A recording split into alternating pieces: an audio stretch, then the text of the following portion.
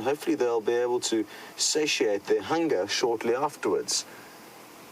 The last time they were seen successfully hunting and bringing down prey from start to finish was with Brent quite some time back, so it would be awesome for all of us to get another hunting sequence from start to finish, and who knows, maybe today is the day.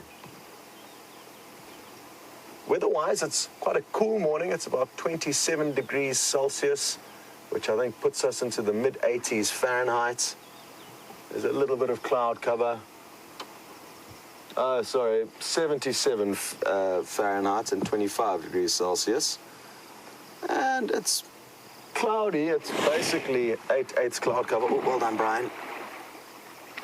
Hippos finally had enough.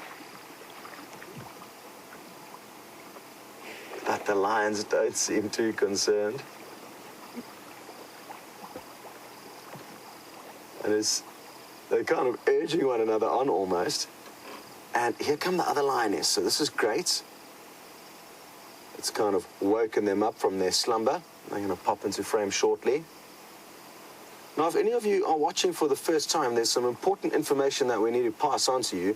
Firstly, that this is happening this very second in Africa. I know it's hard to believe, but it's true. There are some technical wizards who've managed to put a whole lot of components together to get this live feed to you guys around the world. And wherever you may be watching, please let us know if you're watching for the first time. Send us through where you're watching from and to communicate with us and interact with us. It's extremely easy. You either tweet #SafariLive with your question, as well as sending an email to questions@wildearth.tv.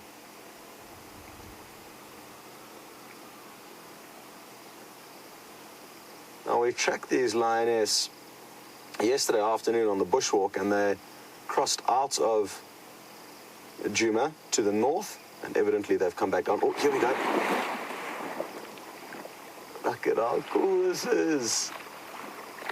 I don't think it's going to amount to anything too serious. The hippo know, or at least I think they know, that leaving the safety and refuge of the water will be risky, but obviously their massive bulk also gives them great confidence, and it looks like we've been extremely lucky, because if these lionesses managed to quench their thirst any earlier and start moving off, then we would have had the difficult job of tracking them. And it looks like now they are thinking of heading off and going and looking for a meal. And I'm just scanning around, making sure there are no snacks nearby for them. I can't see any.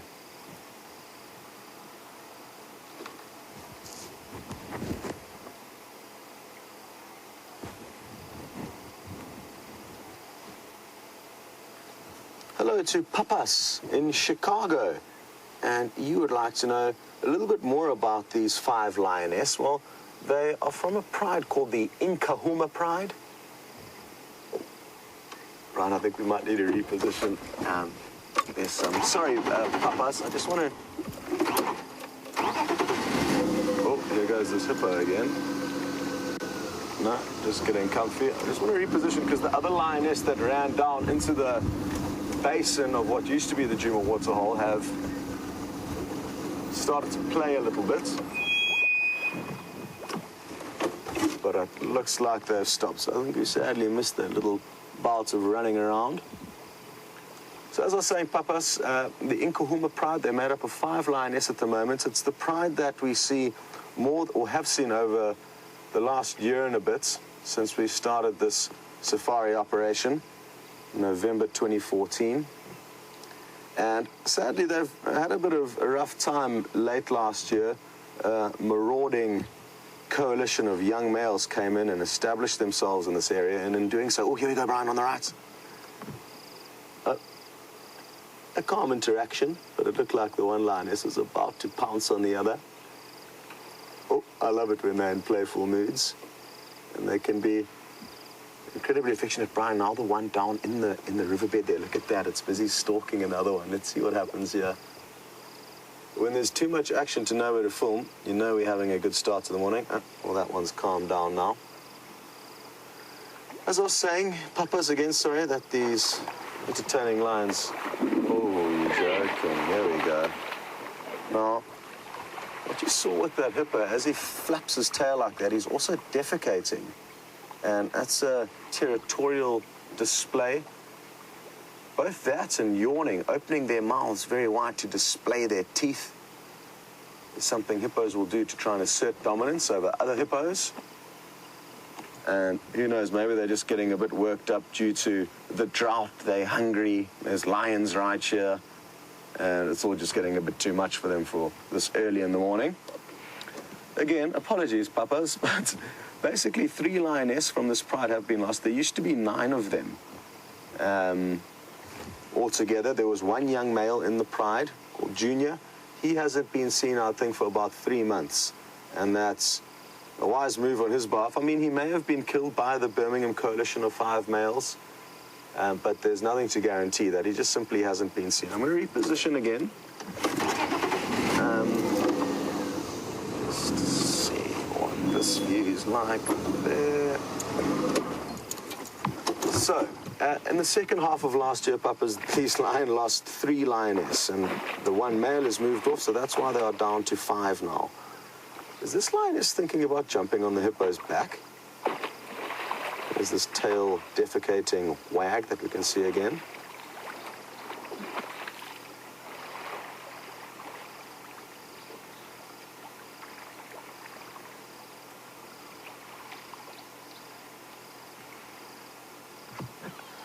Well, Eric Moore, you're right. This is an absolutely epic sighting, and I'm glad you're loving it as much as we all are. One last thing to finish off, papas. There's various ages of lioness within this pride. I'm just going to reposition again.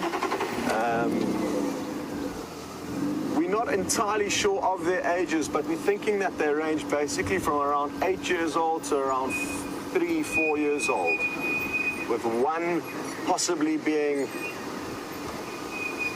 the youngest, and there's kind of 2 or 3 in the middle, and then 1 being the oldest. I guess that doesn't make too much sense, but I don't know the exact dates and ages of all of them.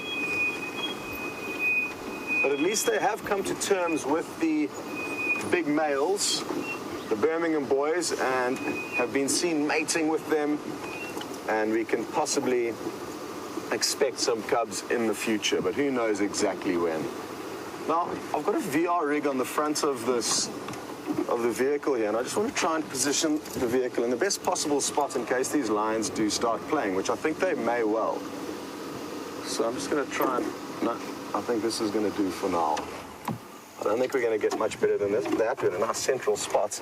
And like I said, this VR or virtual reality rig, which is just on the front of the vehicle, flashing red there, basically films 360 degrees, up, down, everywhere. And then once it's all stitched together and cut together, people will be able to watch it and decide where they want to watch. So something quite fun that we're playing with. And if they do start playing, I might switch over into VR narrating mode. So forgive me for that, but it is in the greater good of SafariLIVE. So that is a possibility. Look at this one. It's using a buffalo pat as its kind of paw rest.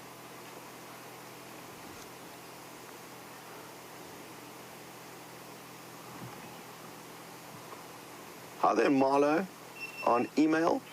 And you are interested to know if it's possible for these lions to get into the camp. And it'll be difficult to, Bryan, I'm just going to ask you to maybe show Marlo the little fence that surrounds the camp straight in front of us there. Various camps in Africa will have a fence like this where you can, on the right, maybe down on the right, I think is your best spot there.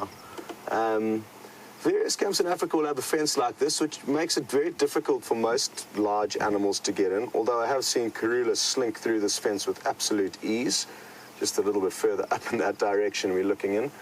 But I've yet to hear of lions in the Vuyatela and Galago camps. But it is something that can happen, and what's interesting, Marlo, is that a lot of camps in Africa will not even have fences around them, or some of them will only have an elephant fence, which is basically kind of 2-meter-high poles with 2 strands of electrified fencing high up off the ground. So everything barring a giraffe and an elephant can make its way through the camp. So yes, it just depends. I've worked at camps in Africa where you can wake up with a lion kill. We've had hippo running through our dining tent one night, smashing the tables and cutlery and crockery because it was being chased by a pride of lion.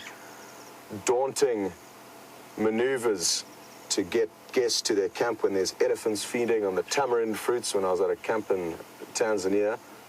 It was actually awesome there because the tamarind fruits would build up in number on top of the roof of your tent. They'd kind of be caught there like a perfect platter. The elephants would come and scrape up the fruits off your tent while you were sleeping at night.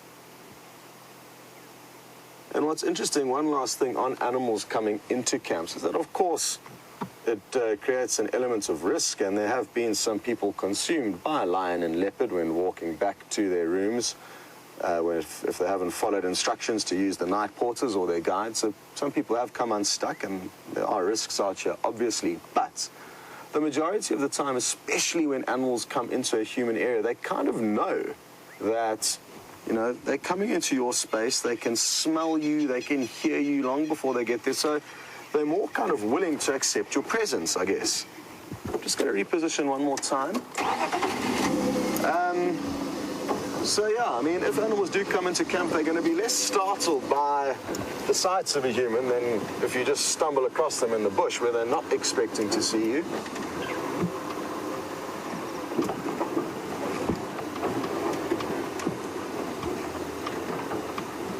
Come on, ladies, it's time to go and get breakfast. Good morning, Professor.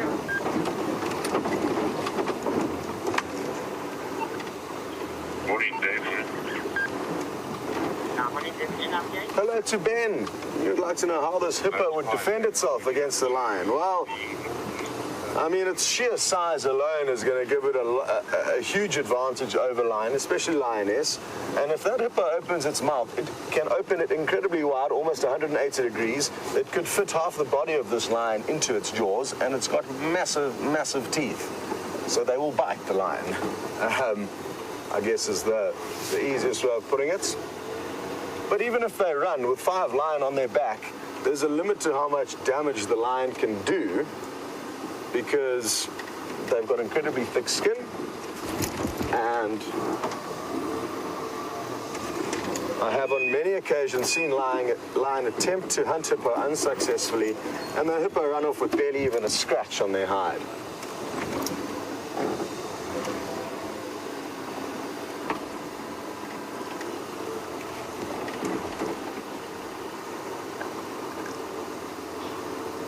And it certainly is possible for lions to take down hippo.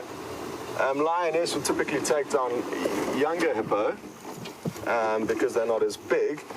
But big male lions can take down hippo. There is the old notorious Mapocho coalition from this area who reigned when I was in the southern Sabi Sands, and they were seen hunting hippo on quite a number of occasions successfully. So it is possible, but it's a high risk, but it does happen from time to time.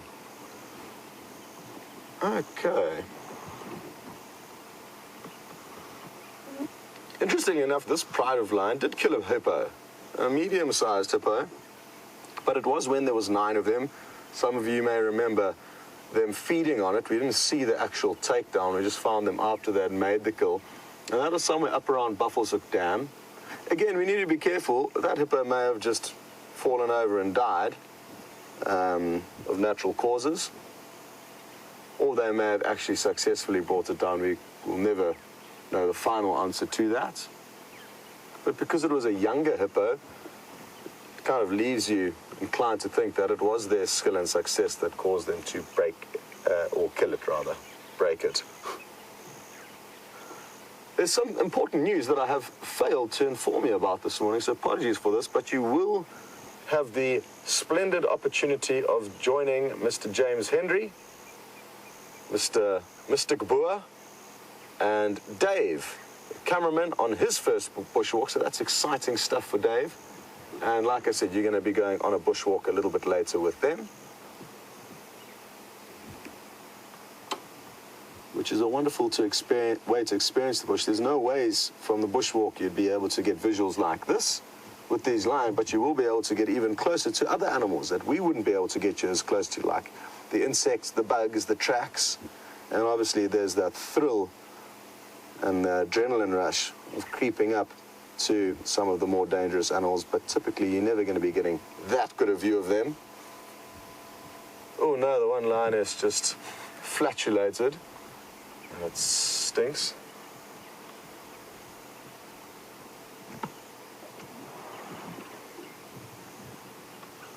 Oh, well, very happy to welcome Bryan, a new viewer on YouTube, to this live safari experience.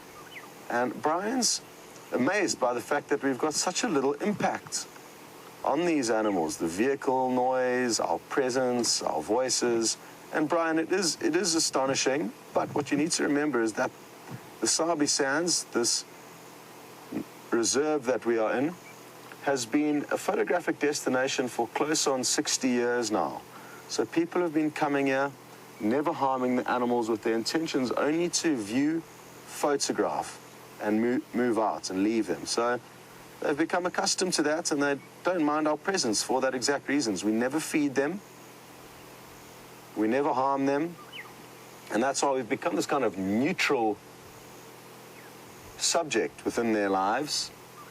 And it goes to the same with a lot of the other animals as well. Some of the animals, actually all of the animals, would have required gentle and slow habituation to get them to this point.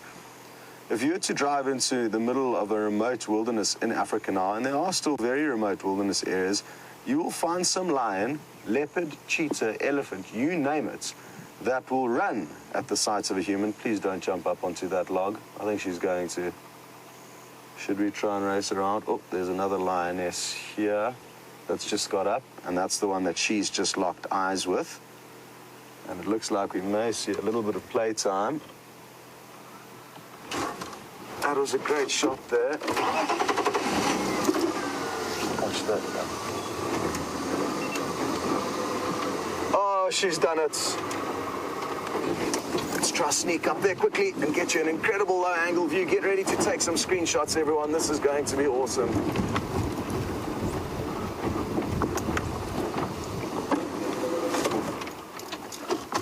How awesome is this? This is a view that I've never been able to share with you guys. Absolutely awesome. The tree-climbing lions of Djuma. Only kidding. But you do get tree climbing lions of some areas, but they're not very graceful. And even there you could see that, here they go right in front of us. Awesome. This is the playful nature we were hoping to see. And who knows, maybe they're getting ready to go hunting. This is awesome. There's still one lioness way behind us, and maybe she's going to feel left out and come and join in on the action here. They certainly are not full-bellied. Well, I'd love to have known what the hippos were thinking when they saw that lion there. Ooh, what's this one lioness seen? She's locked her eyes onto something. Maybe there's some prey approaching the waterhole. And Kevin and Teresa, you guys are wondering how hungry exactly they are. And yes, they are looking not starving, but they could certainly do with a meal.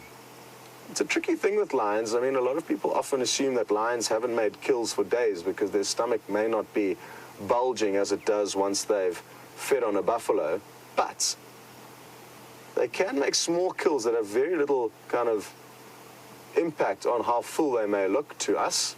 Look at how incredible this is, these low angles, these lions playing with one another. It's too good. Too good. I think I'm actually going to take some photographs. I should have been from a long time ago, and as I suggested earlier, I suggest you guys should be taking screenshots. And if you don't know how to take a screenshot, Google it and work it out, because it's a great way to document your safaris with us. And when there's action unfolding like this, it's certainly worth making the most of.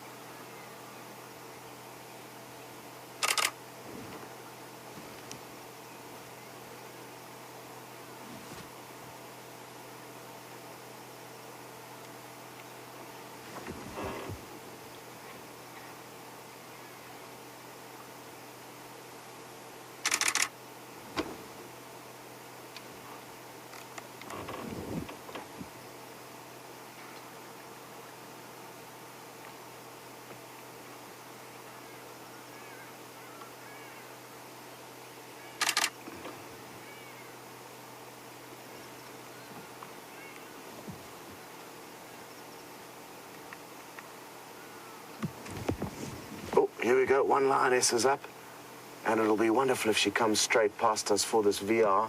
Close enough.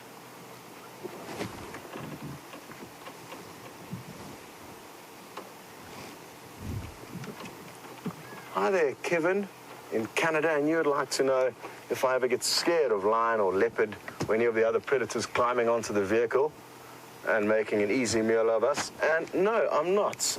Interestingly enough, it's something that I've never really felt threatened by. Oh, look at this lioness. She's coming straight past us on the left of the vehicle here. And even though she might be a little inquisitive, look at that smear of buffalo dung along her hide. That's not the best look she could have chosen. But I guess the reason why I don't feel scared is that, statistically speaking, and I'm one that is happy to work off statistics, the chance of a lion plucking you or a leopard plucking you out of an open vehicle is basically 0.002%. Maybe I'm wrong by a few digits there, but considering the amounts of vehicles that drive around Africa every day with tourists in open vehicles that never get attacked, it's testament to the fact that with the right behavior and even with the wrong behavior, a lot of the time, these animals will avoid us at all costs. There are freak scenarios where very old animals or animals that are tormented or treated badly may attack a vehicle, but like I said, it is few and far between.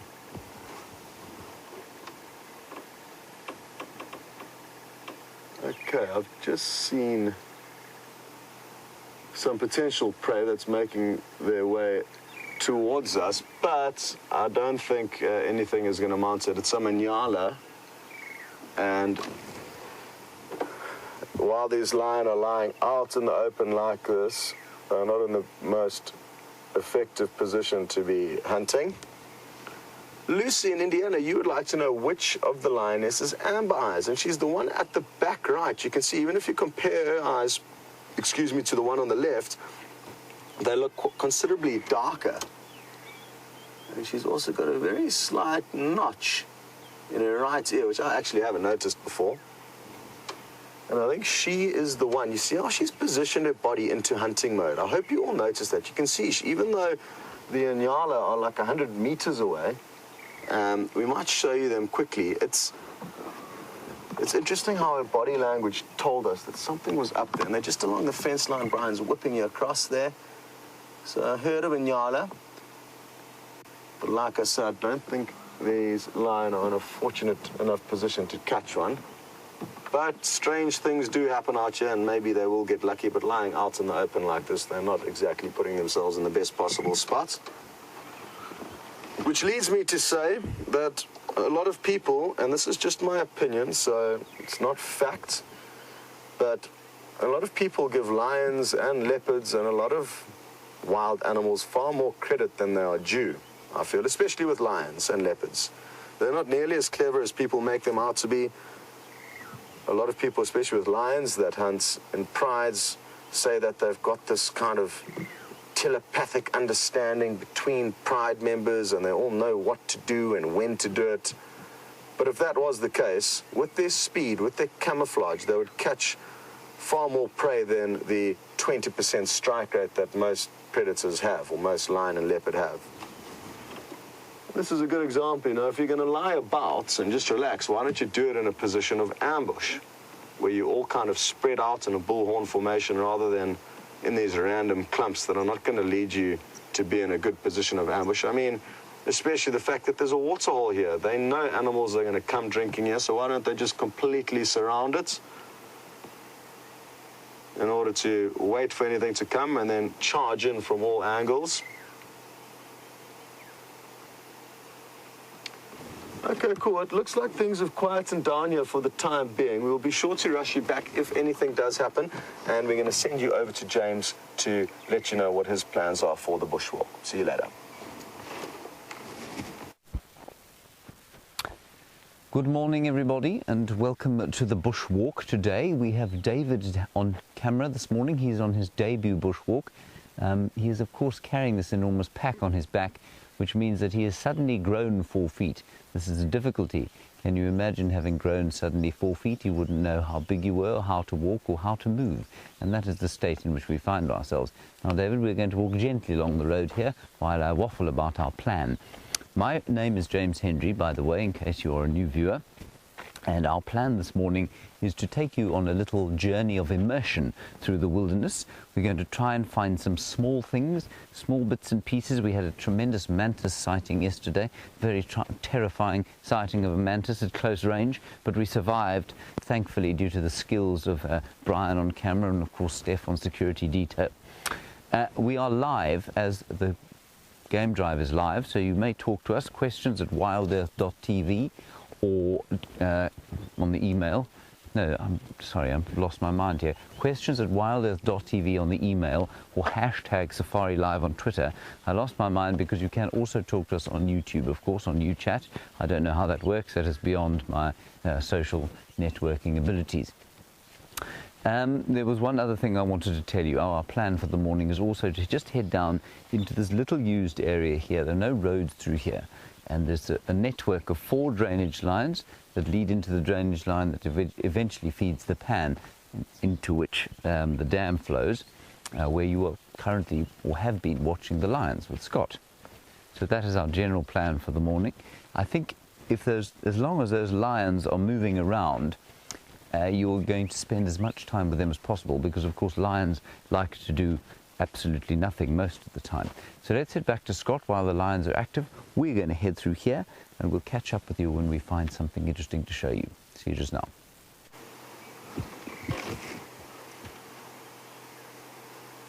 Oh, what a beautiful scene this is. Slight pink tinge out to the east there, where the sun is attempting to penetrate through this bank of clouds. To be honest, I hope the clouds stay here to keep us cool, to increase whatever slight chance of rain they may be carrying. Oh, yeah, we've got another lioness up here. This is the one with the buffalo poo decoration on her left flank. Oh, the other lioness is going to stalk her and jump on her, so let's be ready for this. The one right at the back there, yay! Oh, awesome. Oh, awesome. Oh, that one got its tail chewed on for a moment. And come on, girls, this is it. This is the spirit we want. We want you to be active, energetic. And even just playing is good entertainment for now. Are these two going to feel left out and join the other 3?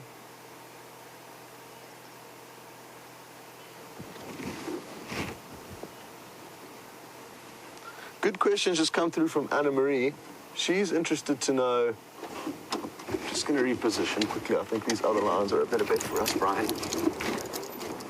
They're going into stalk mode here. Anna Marie. Oh no, our vehicle won't start. Kirst, let's go across to James quickly and then start this vehicle up in case we need to move quickly.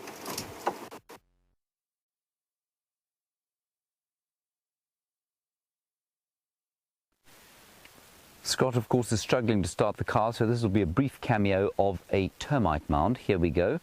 And down here we're looking at it is a fungus-growing termite, but not the same termite, as far as I'm aware, that makes those enormous mounds, the famous Macrotermes natalensis. This is something called odontotermes, as far as I remember. And what they do is very similarly to the big fungus-growing termites. They are also fungus growers, and all termites, or most of the termites out here, grow fungus gardens. There are many ant species that do the same thing in South America, and that's what we call convergent evolution, where a species of animal or unrelated species of animals have evolved the same strategy to deal with similar problems. So the reason why they grow fungus, of course, is that they lack the digestive enzymes to deal with lignin and cellulose. Now, this is a kind of termites fare. Delicious. Doesn't that look delicious? And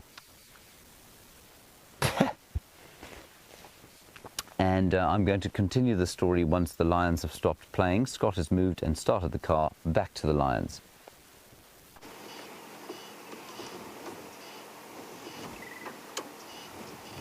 Okay, so as you can see, the lioness on the top left of your screen is in stalk mode, and there you can see the Inyala in front of it. But this is a perfect example of how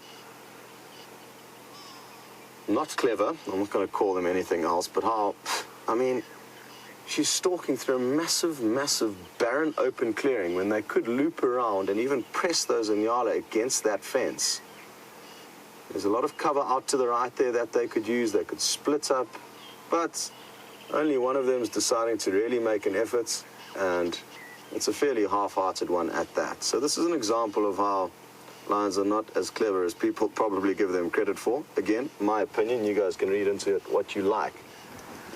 I'm not sure what that strange noise was from the Djuma waterhole. The camera, I don't know if you saw those hippos having a bit of an altercation there. There was also some strange audio further to our east. It could have been elephants, though. So vocal mourning. And I'm told the zoom is not on the hippo. I don't blame you. So not too sure what it was, but I think those hippos did have a little bit of a grunt at one another. Another noise you may be able to hear is a coming from straight in front of us. It's a very difficult noise to impersonate, so I probably did a terrible job, but there is a tree squirrel that's alarming incessantly at these lions.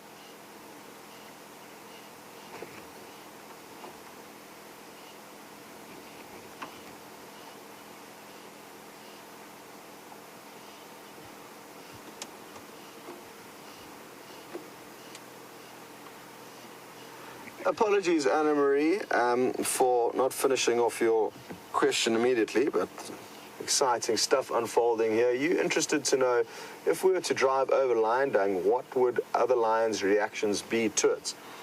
And firstly, before any other animals react to it, we will be coughing and spluttering. It is one of the worst things you could possibly drive over, I guess second to a tortoise out here.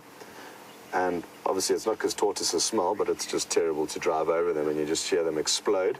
But lion dung is incredibly stinky, as is leopard dung. Look at her trying to flatten herself to the ground. It looks like the Inyala may smell a bit of a rat here, or smell a cat rather. And even from that distance, if the wind was blowing there, which it's hard to tell whether it is or not, there's hardly a breath of wind, but if it was, the Inyala would easily be able to smell the lion from that distance. Which goes to show why it is actually difficult for these predators to succeed. Their prey has got such good hearing and smell. Apologies, Anna Marie. What would happen is that the lions would certainly show interest. Even buffalo, if you drive over lion dung and then drive into a buffalo herd, the buffalo will even come up and investigate and be like, hey, what's going on here? Why does it smell like lion? You may have seen a blue tinge in the screen there. That was a woodlands kingfisher that flew down and made a kill, or possibly attempted to make a kill. Here we go. This is going to be a prime exhibit of how not to hunt. Keep watching. Now, I hate to ruin everyone's excitement and anticipation, but it is just the reality behind the fact that this lion has got just about zero chance of catching anything here. I hope it proves me wrong.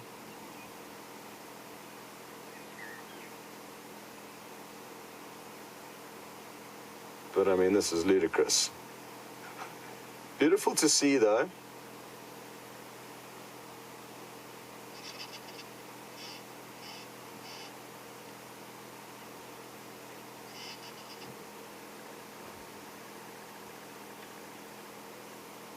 I'd love to know which lioness she is, whether she's a younger one, an older one. I'm guessing she's probably one of the younger, possibly even the youngest. Therefore, the most energetic, the most willing to take a chance, and also the least experienced.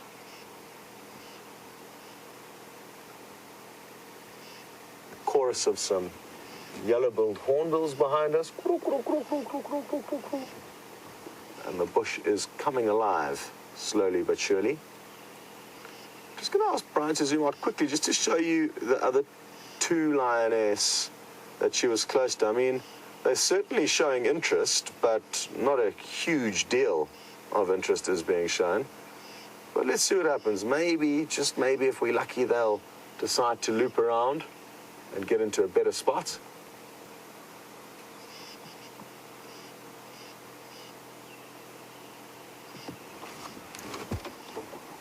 I think ideally, though, if we're going to want to see a successful kill during the daylight hours with these ladies, is that we're going to require some buffalo to come onto the scene.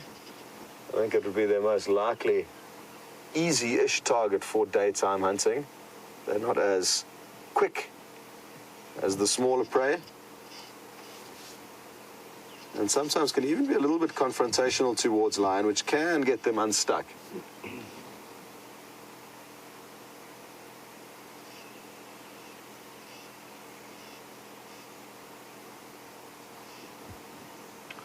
The one thing that could happen here, and this is a good example of how, if lions just thought a little bit more about how they position themselves when they were relaxing, now they're spread out quite considerably, and they've created a long line, essentially.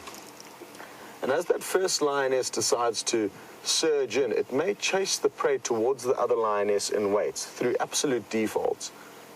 It's not looking promising now because they're all in a direct line, basically from behind us to the two lionesses you saw earlier to the one you can see now, and then the lionesses. It's not like they've encompassed them, but anything is possible, and other prey could come in from other angles.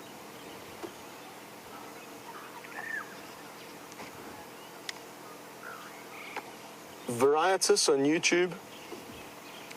I don't have my ash bag with me, and now the wind's just picked up slightly. It does feel like it's blowing ever so gently towards us, hey, Bryan?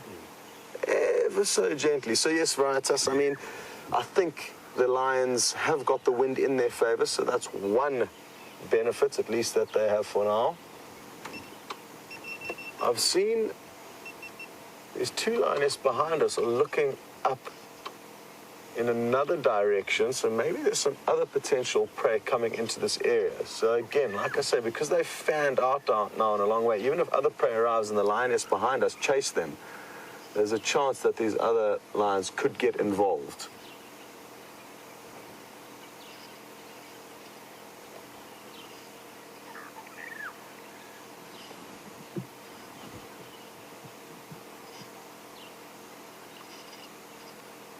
Yes, Rosette and Stef, you are 100% correct.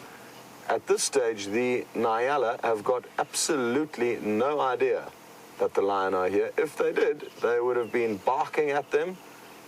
They've got a very dog-like bark as their alarm call, as do their cousins, the bushbuck and the kudu. Pah! Pah!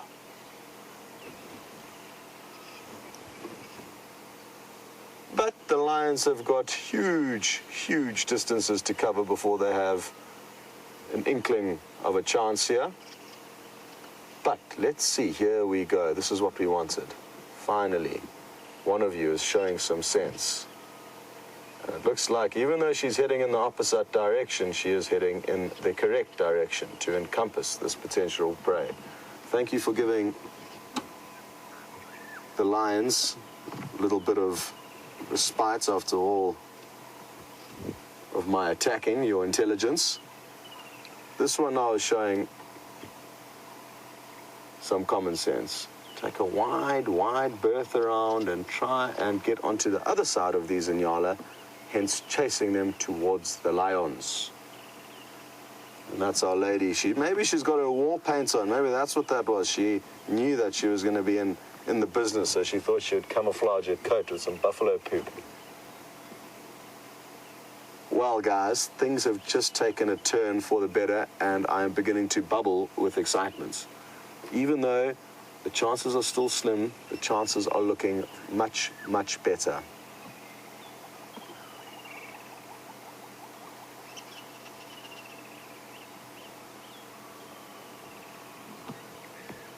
Okay, well, Sabrina, you'd like to know a little bit about which lion's which. Nikki's helped me, and I battled to tell who's who, but Nikki apparently says this one here is the oldest. She's got a broken canine. Which is the youngest, I'm not entirely sure at this stage. but there is one that we believe is the youngest. And according to Nikki, and this is interesting, it is apparently the one with the buffalo smear that has just moved around the bush. So again, it just goes to show that you shouldn't believe everything I say, because I say the youngest would possibly be the most inexperienced, but in this case, she's showing the most logic out of all of them. Thank you, Nikki, and thank you, Sabrina, just 12 years old, joining us on safari. I'm going to reposition the vehicle ever so slightly. No, I'm not. Cursed, apologies. We're going to need to go back to James quickly, just to explain everything to you guys.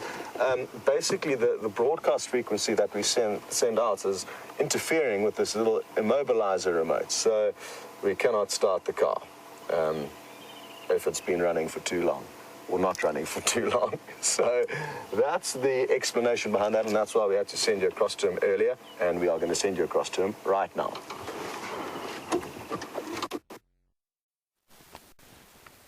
Sounds like you're having the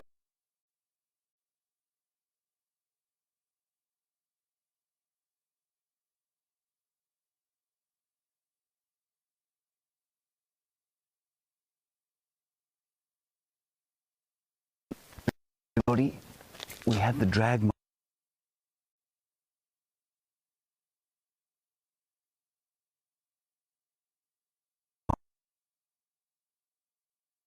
The Djuma Pan.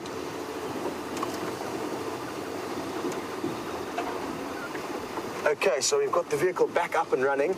I've left the lions behind us, and I'm going to try and skirt into a position where, if a chase does unfold, possibly we will be lucky enough to see them at least running around for a bit. The Inyala look to be heading into some thick bush, but I'm hoping the one lioness that's flanking them is going to chase them towards the other lion, which, like I said, are just behind us now.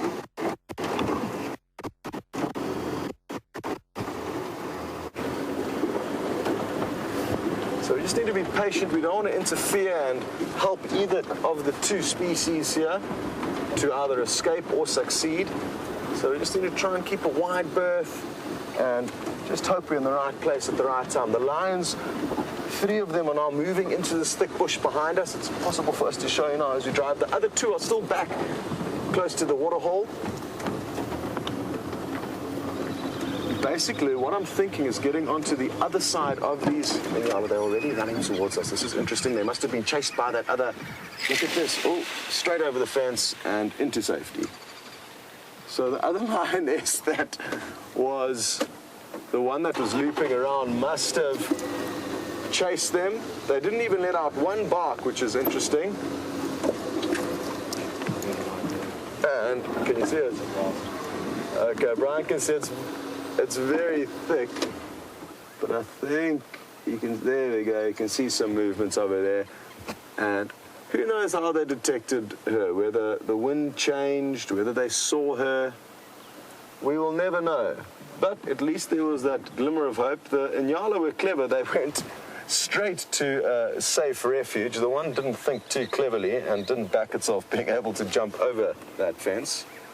Try to go through it, which wasn't too wise, but at least they all escaped. The lion, on the other hand, unsuccessful.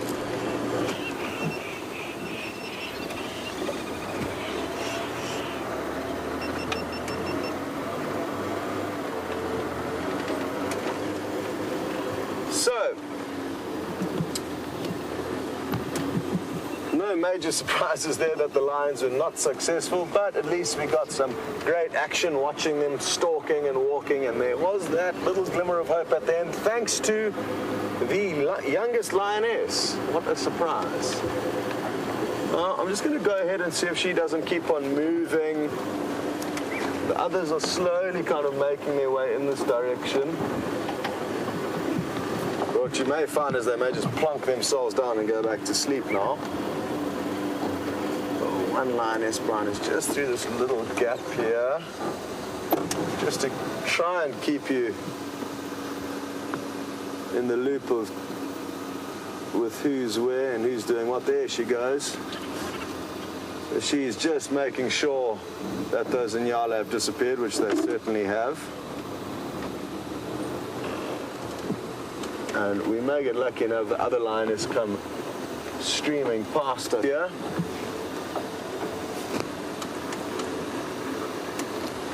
Just heard a bark from the Inyala now, so now they've obviously regained composure after the initial fright and have locked sights on the lion. There's one right in front of us.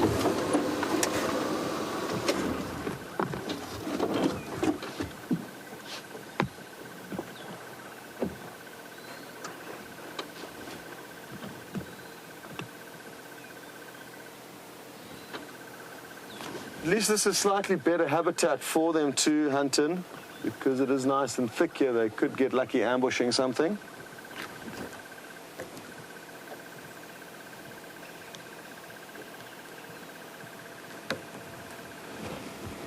Ooh, that was close. I was busy playing with my earpiece, trying to get that fixed. And I looked up and the lioness was within a meter of Bryan.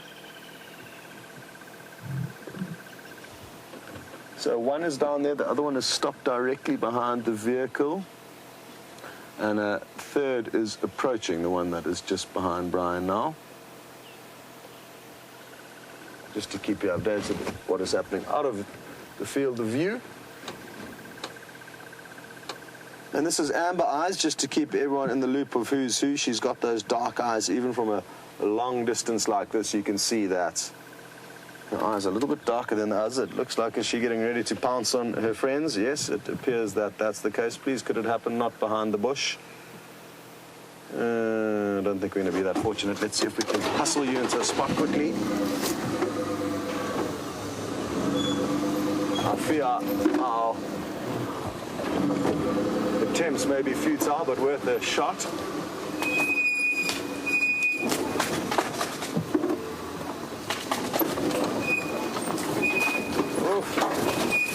I need the mechanic to have a look at these brakes, clearly.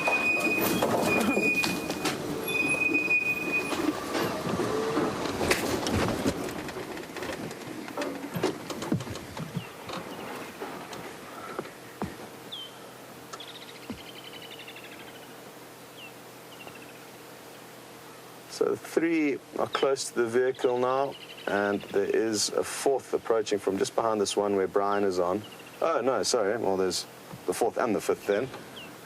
So they're all reuniting now, and again, what beautiful, beautiful scenes these are. I think we're going to see a little bit more of affection, possibly some play here. Opposite, toilet break. Oh, claw sharpening here. This is going to be great. And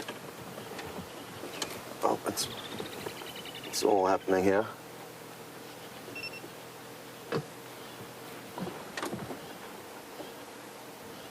Now, aren't we lucky to have such active lions today? It's not often that we have them quite this active. And the other 2 are coming from the left here, Bryan. Here they go. Awesome. Absolutely awesome. I think I heard a possible bark of a bushbuck there. Let's just give it a second where we are here. We may get a few more good angles of them. No, I don't think we are, and we've got James with hyena on foot. You'll be back with us in a moment.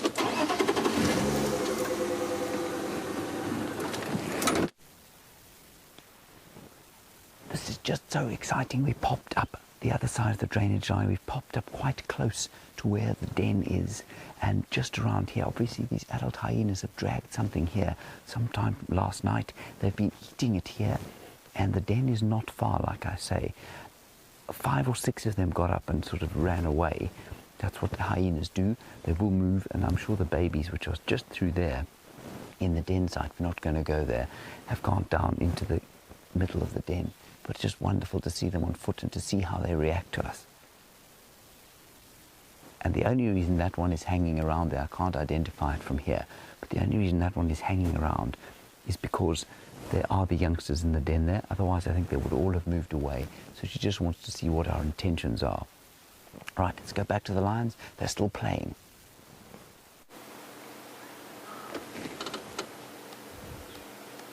Well, good to have you all back with us again, and isn't that wonderful? James on foot with hyena, us here with the lion, and they are on the move just exactly how we want them to be. There's a very, very, very fine drizzle mist falling, which is also adding to this wonderful morning, giving us a slight bit of moisture, a slight cooling feel. Now, I'm going to have to work out how we're going to get around. I think we can follow the fence the whole way around, but it might be a little bit too thick, but we'll make a plan. And what's interesting is that they're heading to another waterhole now, the Gallagher waterhole, which is in front of the Gallagher rooms. There's two lodges here, Djuma, one called Vuyatela and one called Gallagher. Both within the same kind of compound, you could say. But there is a waterhole up here, and who knows? This one lioness is showing interest in something. She's seen something. She's not wanting to play anymore. She's wanting to hunt. What have you seen? Who knows? Maybe buffalo are in the area, maybe more smaller prey. But this is really good. Thick bush. It's exactly that. Ooh, there's more nyala up there. You can just see them moving beyond that one lioness, Bryan. You may just be able to pick up their tails wagging as they move through. There they go. You may have just seen a blur of movement up there. And I fear that... Oh, no. No good. I think there are also some impala in there, but they could run in the wrong direction. And in this thick bush, they may not know where to go. The lion are fairly well spread out. There's alarm calls going on. It's not completely over. Even though they've been detected, there is a small chance. It all depends on which way the prey decides to flee. And that is what makes the social lives of lions so beneficial for them. Unlike solitary hunters like leopard, who as soon as their cover is blown, they'll have very little chance of catching their prey. Because lions have got numbers, they can sometimes get lucky. But not looking like that's going to be the case just yet.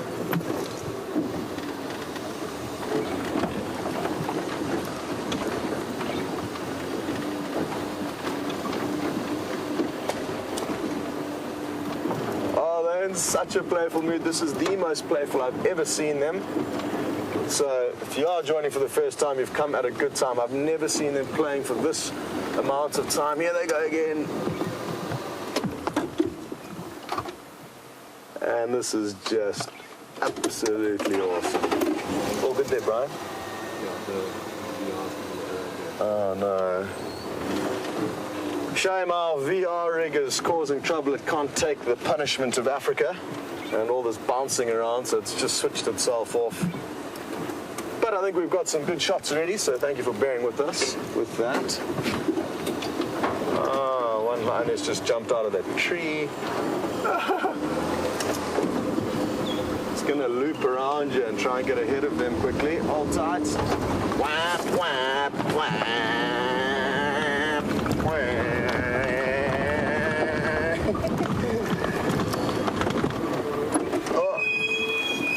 Worked.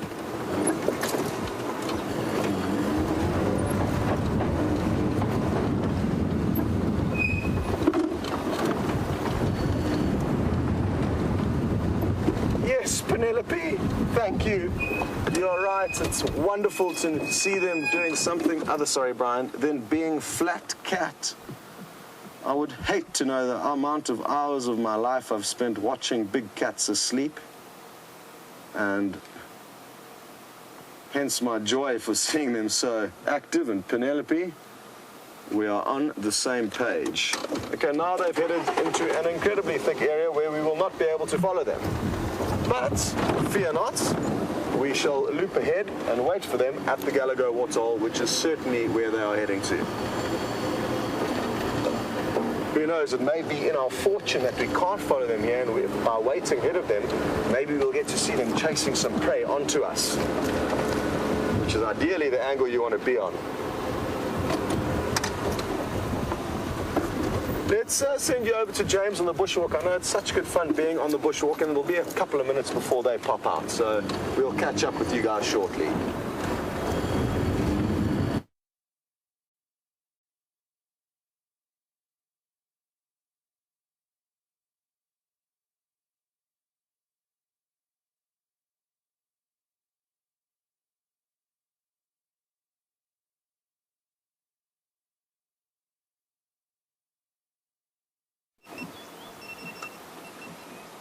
Welcome back, everyone. And Brian's just busy fixing the VR rig here. And the interesting news is that there's actually a hyena up at the Gallagher waterhole here. It's just lying down.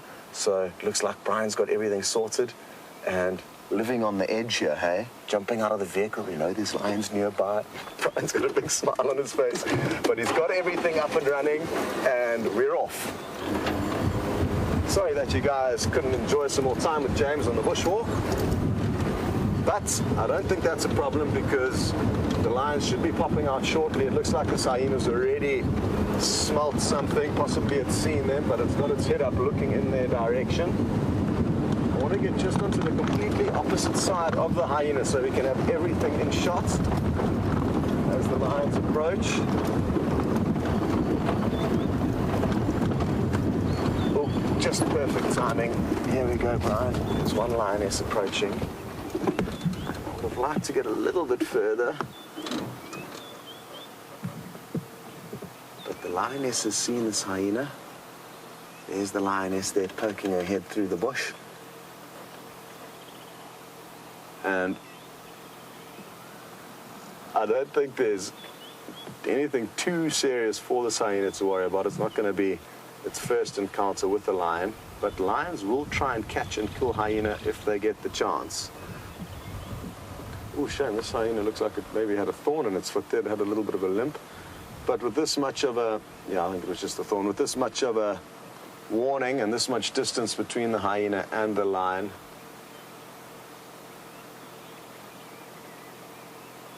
the hyena is going to make an easy escape.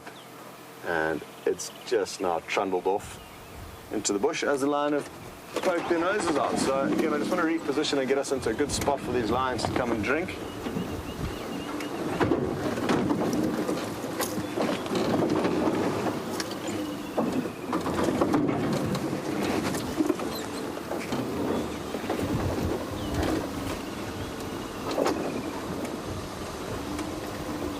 Which they probably will do, even though they've just quenched their thirst.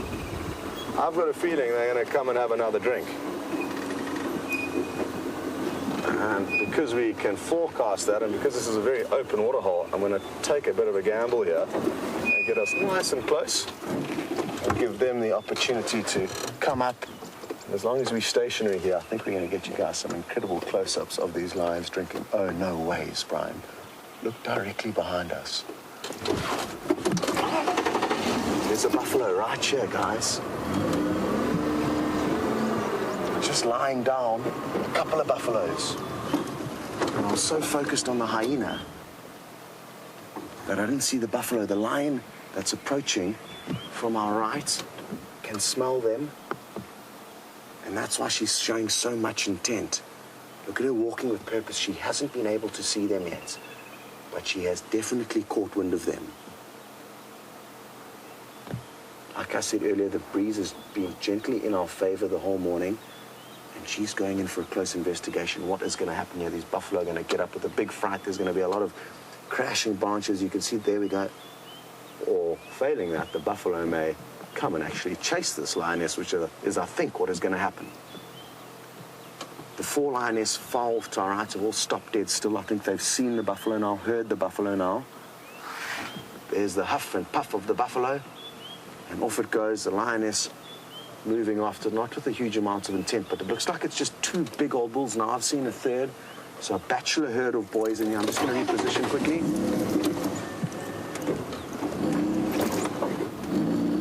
And these big old boys have encountered lions many, many times in their lives and will often actually chase lion, and I think that's what we're going to see happening here. Here we go. Look at this. The buffalo are coming after the lion.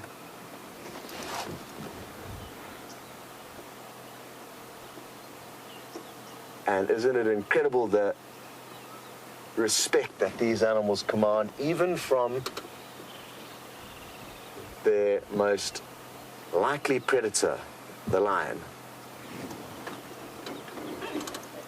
Okay, well, while the situation kind of is a stalemate, we might as well go and make the most of the scenario that I initially forecasted, and that was for these lions to come and take a drink. I still think we may be able to slowly creep up to them and get some great close-up views of them lapping up this water. Looks like the one lioness that's moving off to the right here isn't interested in drinking, but rather for going for these buffalo. So now what do? I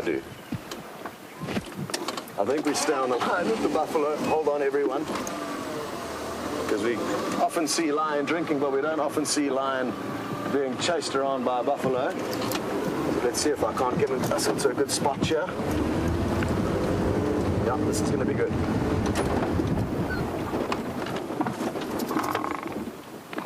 Wow! Look at that! An incredible display of these buffaloes' strength, speed, power. Look at all the dust it's kicked up.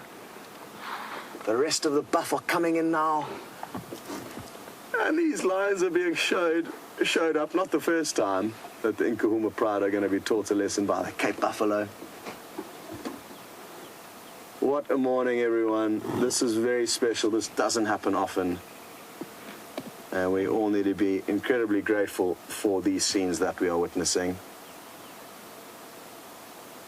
An incredible interaction between two of Africa's eternal enemies, the buffalo and the lion.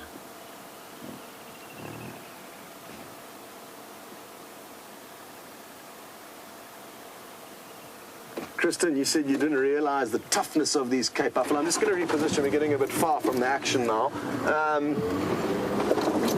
And Kristen, it's phenomenal. I mean, they command so much respect, and like you say, they are so powerful. You saw the way he just came running in there with brute force, kicking up all that dust. Also incredible speed for such a large, powerful animal.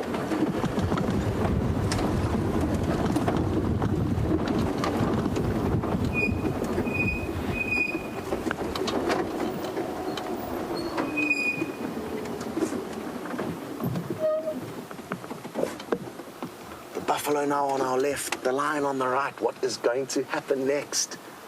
And again, forgive me, I think I'm going to be doing some VR narrating now, which means that Bryan might get left behind on the camera. There's one lioness that's on the other side of the buffalo, and even though these buffalo are commanding respect and showing dominance now, that can change, and that's going to change right now. I can't move yet, because then we're not going to see what's happening, but now I have to move. The lions have turned them, and sorry, Bryan.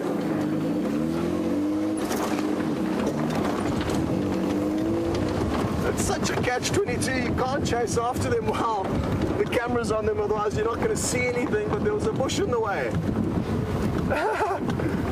But how awesome was that? And it just shows you how quickly things can change. And lions know this. They know that if buffalo get too ahead of themselves and too bold, there is a chance that they could single one out. And once they've turned them and got them running, they can possibly bring one down. Whew. My heart is racing. I wish I could tell you my heart rate at the moment. And I think the lion may possibly go for another drink now, for lack of better things. No, there's some action coming, Bryan. More play. Well, this is hands down, I think, for me, the most entertaining sighting I've ever had with these lion, and that's with over a year of being here.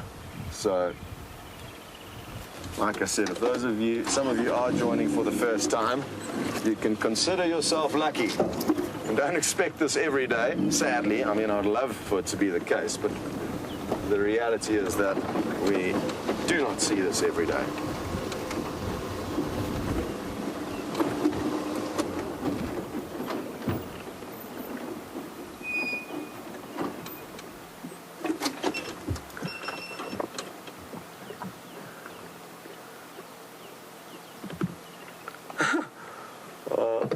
Wilson's just confirming what I've just said to you guys, and they said that they thought that lions only slept, didn't realize they could be so playful. And apologies for it taking so long for us to be in the right place at the right time, but they certainly can be great entertainment to watch. Here goes possibly some more action. Yeah, It looks like that lioness on the far side's got too much energy. Oh.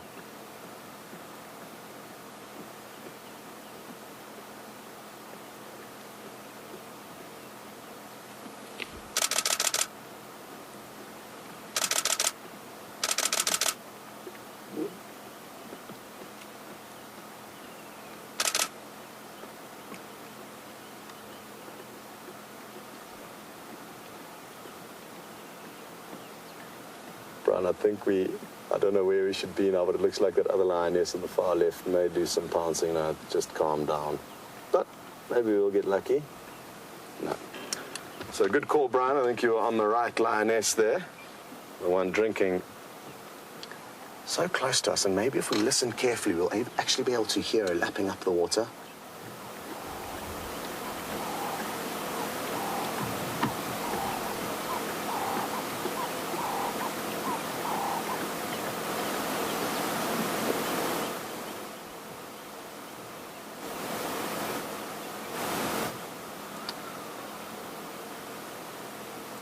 Okay, well, I'm not sure if you managed to pick that up. I don't think you could. Whew. What fun. What fun it's been. And aren't we so lucky to be allowed so much insight into these animals' lives? Even though it's taken a long time to see this kind of interaction, at least we're getting it now.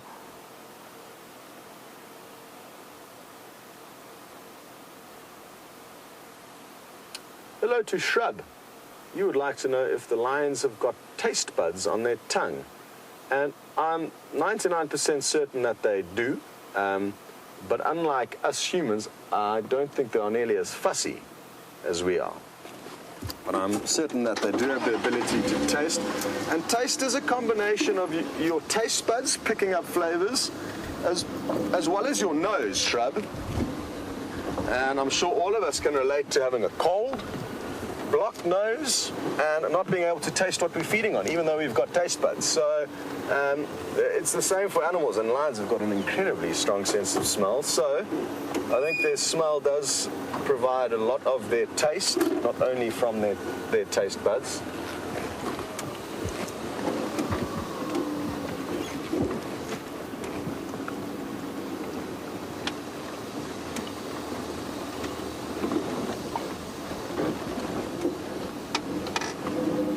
I'm just going to try and position ourselves right slap bang in the middle of them, which you ordinarily probably wouldn't do if it was not for the VR rig, but I just want to try and make sure we position ourselves in a good spot if these lions do anything else. I'm just going to check if anyone copied my message on the Game Drive channel earlier, because no one's responding, which is hard to believe. As stations, the Nkuhumas Pride are now at the Gallagher waterhole.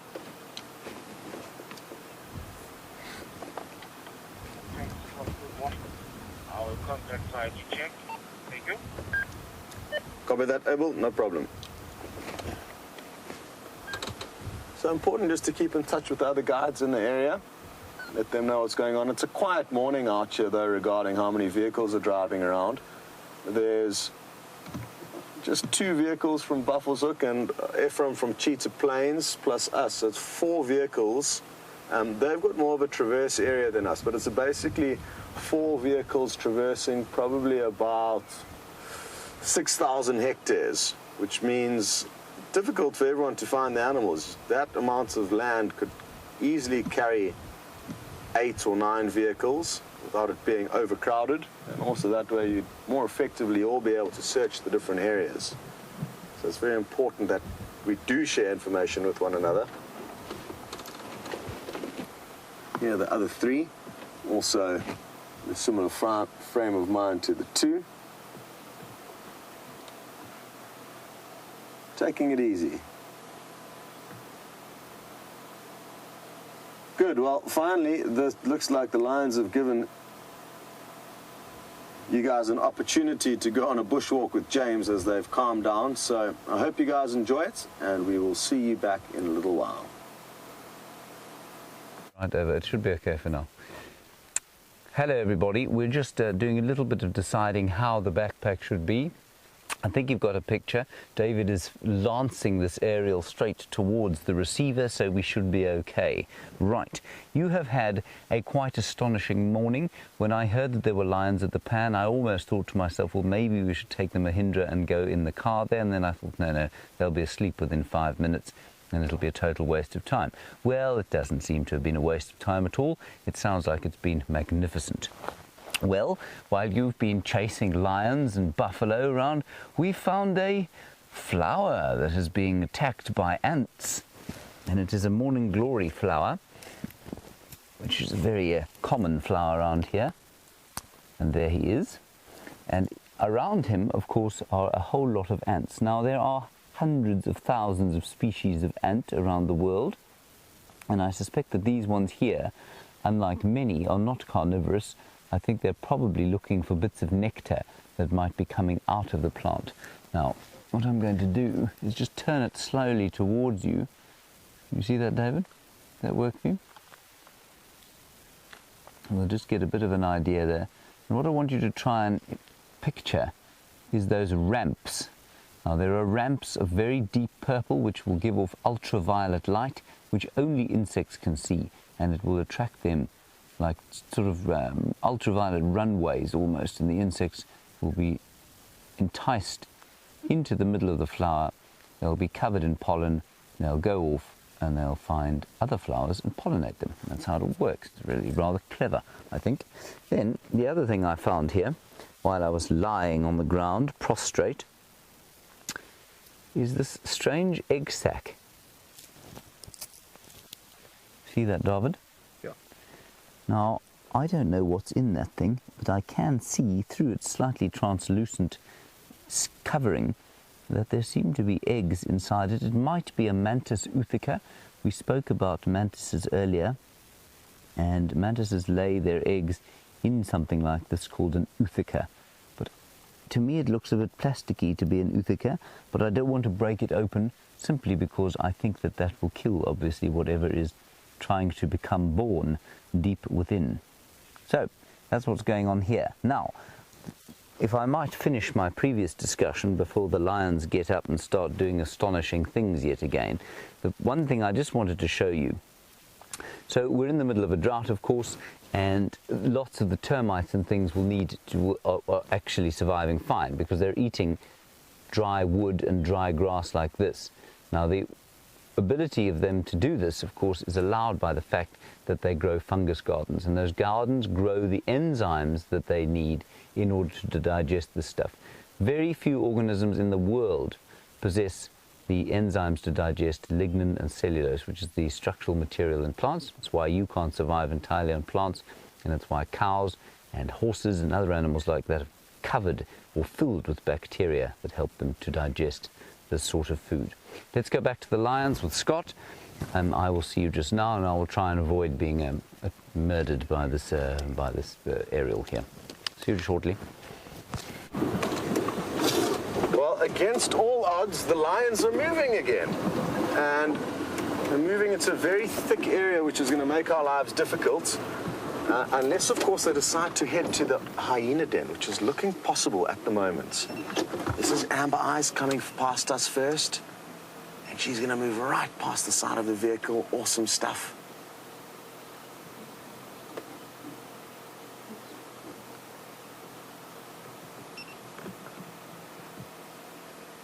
And who knows, maybe they're going to follow the scent trail of the hyena that have moved backwards and forwards along these pathways. The den is in the direction that these lions are heading in.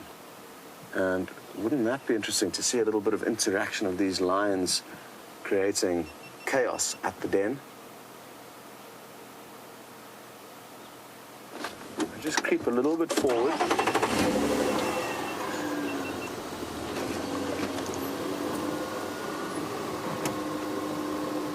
It's a very tricky area to follow animals through this.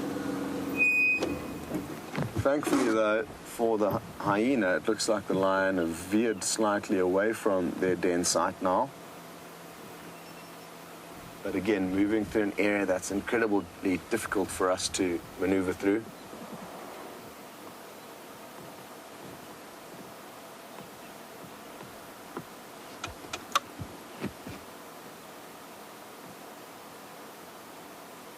Well, these girls mean business this morning, and who knows what is going to happen and when. But again, we must just be incredibly grateful to be with these lions on the move, basically a part of their pride. I'm glad I wasn't a part of their pride when those buffalo were chasing them around. That must have been terrifying. I could think of nothing worse than being chased down by one of those big boys.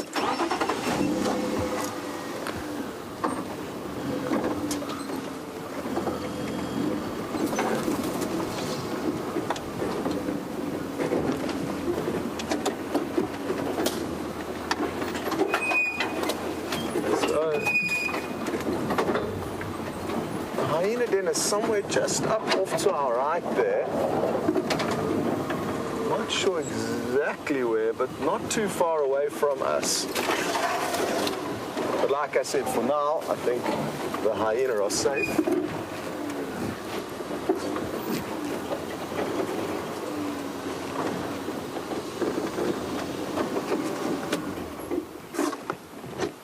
Just going to update Abel quickly as to their position.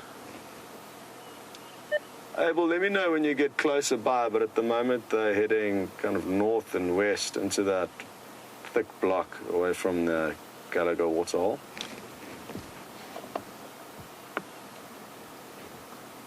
Okay, good. I'm on the some trying to check shortcut there towards Gallagher waterhole in the east. Yeah, at this stage they've just lay up, so if you go past the Gallagher waterhole towards Mvubu Road, I'll call you in from there, I'll get your audio. Thank you, Scott.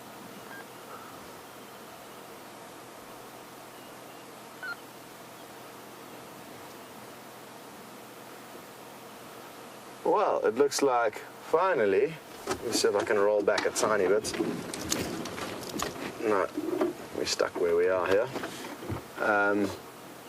Looks like finally these lions have decided to have a little bit of a rest, but it's not uncommon for a lion to act like this. They move a little bit, sleep a little bit, move a little bit, sleep a little bit. When, of course, that will come to halt until a full sleep. Only time will tell.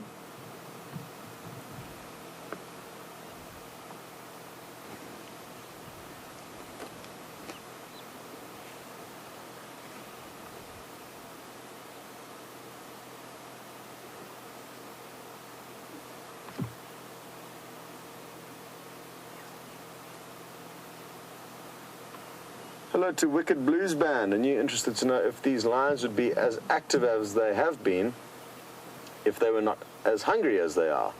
And certainly not. I think it's unlikely for them to exert any extra energy when they are uncomfortably full. So I think that has been in our benefit. But I mean, even looking at their stomachs now, they're not starving. They're just not completely stuffed, like they've come out of a buffet, a buffalo buffet, a buffalo A. So they're kind of content, you could say. It's not like they're emaciated and dying for a meal, but at that kind of perfect happy medium at the moment. But it certainly does contribute to the activity that we've been seeing. That coupled with the coolness, I think that coupled with the fact that they had to wait for an hour and a half to have a drink after those hippos initially chased them off. I'm not sure how or what caused the scenario to change from 3:45 or 4:15 in the morning when they initially attempted to drink, opposed to when we saw them having a successful drink without too much concern from the hippopotamus.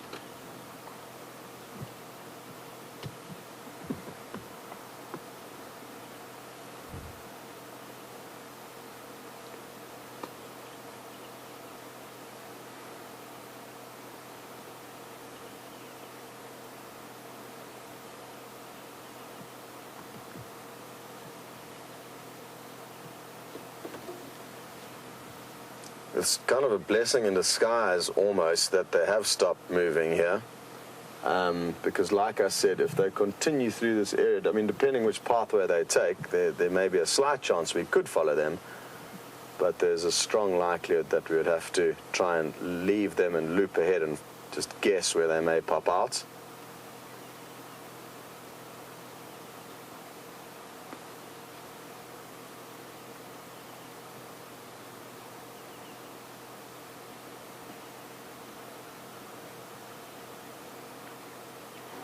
Well, good news. James has found an interesting arachnid for you guys.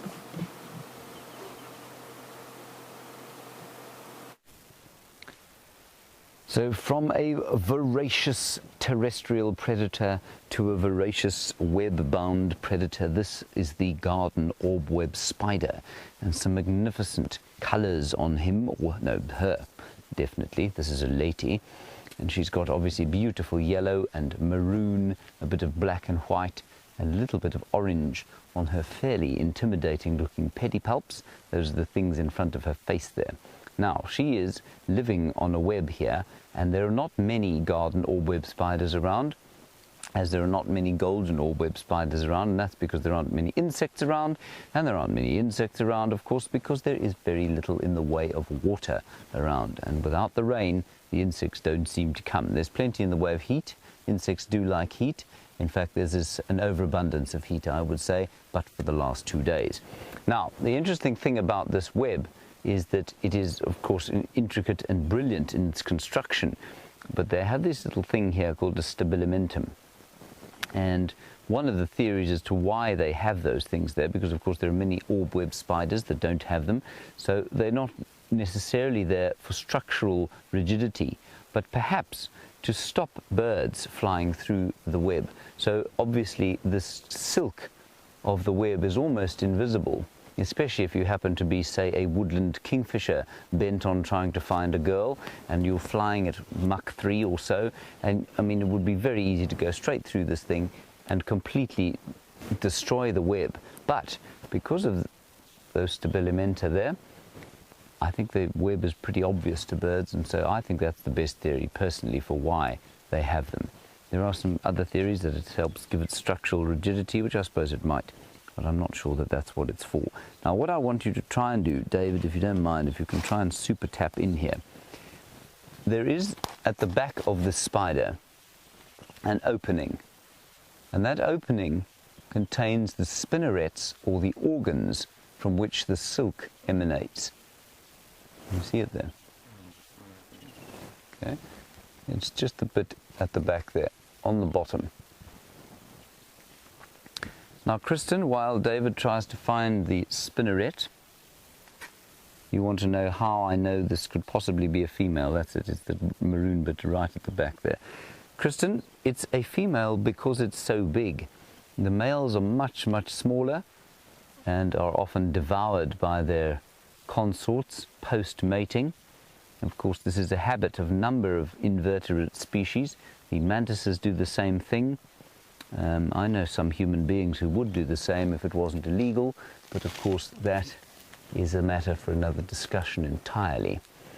Then, David, once you've done that, there's another very, very impressive web here. But who the owner is, I don't know. I'm not even sure we're going to be able to film this. Very, very intricate web that has been spun here, also of an orb-web spider. Now, of course, as I said yesterday, to say that this is an orb-web spider is a little bit like saying that something is a mammal, for example. I mean, there are so many hundreds and probably thousands of orb-web spiders. There are hundreds of different species, or not hundreds, but there's certainly tens of species of golden orb-web spider. So it really is, we know so little. We know everything about the mammals, or many things about the mammals. We'd never go up to an antelope species and say, well, oh, that's an antelope. We know what species it is, and we know how it behaves, and we know just about everything about its biology. This garden orb-web spider is probably one of 10 different kinds of garden orb-web spiders that you would find. All of them have their own unique niche that they fit into, and we just don't know that much about them. Beautiful, hey. All right, let's carry on. Now, Of course, when we see spiders, the arachnophobes start to ask us questions, and those who are just interested in arachnids, of course, we're going to go back around this mound so that we don't knock it over. Not knock the mound over, knock the web over. Jeepers Creepers, your question, that's a wonderful Twitter handle. You want to know about venomous spiders and how many we have here in South Africa. Jeepers Creepers, we have probably got 2 medically significant spiders out here, maybe 3. 3 medically significant groups of spiders, one of course being the button spiders, the black widow, the famous black widow spider, known to have a neurotoxic venom. Then we've got something called a crab spider, which you will find on various plants, and they can create a cytotoxic venom site, so they'll bite you and your flesh will rot. And then you get the violin spider, which I think has a very similar effect to the crab spider. So probably 3 medically significant ones. None of them, of course, will cause death within seconds. And that, of course, is the great fear of many people who don't like spiders. They think that a black widow spider, if you get bitten by that, your death is imminent. It actually probably wouldn't kill a healthy adult human being. It probably, it might kill an old person or a child if in the absence of medical treatment. But otherwise, we don't really have a great swathe of dangerous arachnids. David, come through here. There we go. Watch your aerial. It's, like I said, it's like growing another 4 feet and suddenly having to learn how to do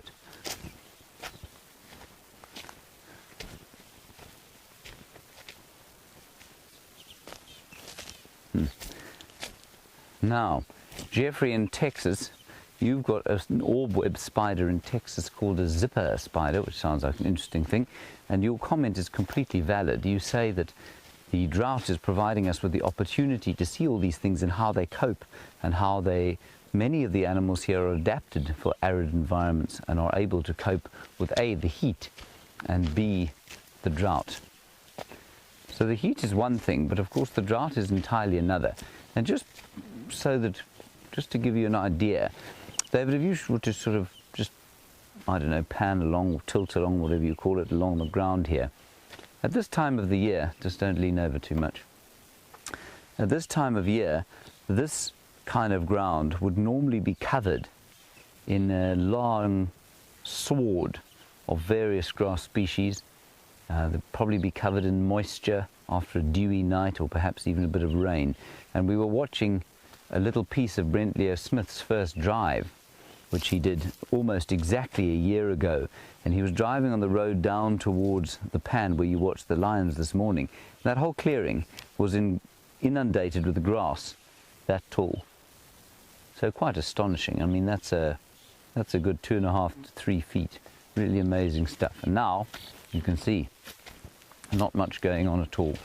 So when you first joined us, we were on our way through the drainage system that I think the lions are in now, and we were heading towards the noise of some hyenas. It turned out that those hyenas were at the den. We had a wonderful sighting of 3 or 4 adults before we sort of turned around and moved away, because we got to within maybe 60 meters of the den or so. That wouldn't have had any negative effect on them. Hyenas have an amazing strategy for dealing with intruders at their dens. They don't engage in conflict at all, normally. The babies just disappear inside. They've got specialized shelves on which they lie, and so very few predators could actually get in there and fetch them out, unless it was perhaps I suppose something like a badger, or perhaps a really big snake could get in there and take them out. But otherwise they'd be totally safe from lions and leopards, and indeed other hyenas. The adults will just scarper away, and that's precisely what happened. So that was quite fun. And then we turned north, and we're now heading toward the Buffelshoek cut line to the north, and we're just going to see what little things that we can find along the way.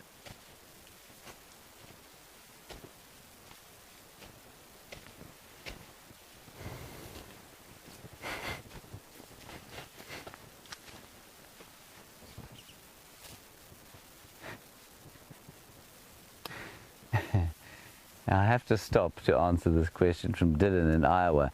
Dylan, you say, is it true that when you come on a little bushwalk like this, you are told to bring an umbrella? and not indeed for the rain, but in case you should happen upon a lion, then you would open the umbrella and it would in some way make the lion think you were a porcupine and then deter the lion from attacking you. Dylan, whoever told you that is either an imbecile or a clown. That is that is definitely not the case. You do not bring umbrellas on walks with you to deter lions. You might take an umbrella on the walk if you wanted to deter the rain from hitting you, but lions, no, not so much. Remember that we are on a walk here because it is safe to be on a walk. Yes, we are careful. We are looking constantly around the place. That's why Stef's here. While I'm talking away, my ears and eyes are not properly in the bush, so Stef is constantly looking around the place. And it's safe, though, to be here because the animals out here see us as predators. They are generally afraid of us, and that means that if we are respectful and keep a safe distance, then it's completely safe for us to be out here. Now, that is why we don't need to worry too much about having extensive amounts of defensive equipment with us, especially umbrellas to deter the lions. Now, what I can hear through there, this is one of the most important things that we have for our defense, of course, is our ears. What I can hear through there is some oxpeckers going psh, psh, psh, psh. Now, oxpeckers will alarm call at human beings. And, oh, gee whiz, okay. And those termites, I'm now very excited because we've got an astonishing array of termites here. This is amazing. So, just have a look here. And Stef will go and look what those oxpeckers are sitting on. Look at these termites. Look at this. There's a great swathe of them here. Now, these look like macrotermes to me. They look like the standard issue Macrotermes natalensis. And they're out on a foraging party. But what I want you to... These are all soldiers. They've obviously been engaged in a pitched battle. Most of them are soldiers. You can see their pincers on the top of their heads. That makes them soldiers. The workers have no pincers, so there are a few workers. In fact, oh, here we go. Can you get in here, David? Here are the workers chopping off bits of this grass stalk here, and they're carrying it in down this hole. Now, this must make them harvested termites, but they look just like macrotermes, so I really don't know exactly what... Yes, I do. Their mound is just behind us. Yeah, that's the mound there. They'll be taking this stuff down into a tunnel that will lead underneath this termite mound. So they are macrotermes, they are fungus-growing termites. Okay, so let's get back in here. They are cutting down all this dead grass. If this was green, they probably wouldn't be cutting it down. And they're also, now, some of them panicking a bit as the day comes and they perceive us as a predator. And all the little ones, all the workers are running back into the holes, and you can see them being protected and shielded by the soldiers there. Isn't that amazing? It's just incredible. The other thing I'd like you to try and notice, David, I don't know if you can get a close-up on them, but every time they pass each other, they greet. And they exchange a little bit of saliva. Now what that means is that because they're all greeting each other all the time, everybody carries a certain ratio of soldier to worker saliva in their mouths. Now eventually somebody way under the ground, under that mound that I showed you, is going to feed the queen. And that ratio of saliva in the feeding worker will tell the queen what she should be laying. So the ratio of saliva will signal to the queen, does she need to lay more soldier eggs? Does she need to lay more alate eggs? Or does she need to lay more worker eggs? Which I just find absolutely astonishing. And insomnia, you say that you love ants because they're so clever. I also love ants because they're so clever. These, of course, are not ants at all. Remember, these are termites. They're actually much more closely related to cockroaches than they are to ants. Now, what I want you, we're going to do one more thing before we link back to Scott. Just watch them shake their heads against the floor as I move my hand over them. So ready? No, they're not doing it. Let me just tap the ground here. There. Did you see that? We did it again. Isn't that amazing? Cool. Alrighty. I think let's head back to Scott. I'm not sure what I think he's still with the lions. Let's head back to him. We're going to continue our little passage to the north. Amazing stuff.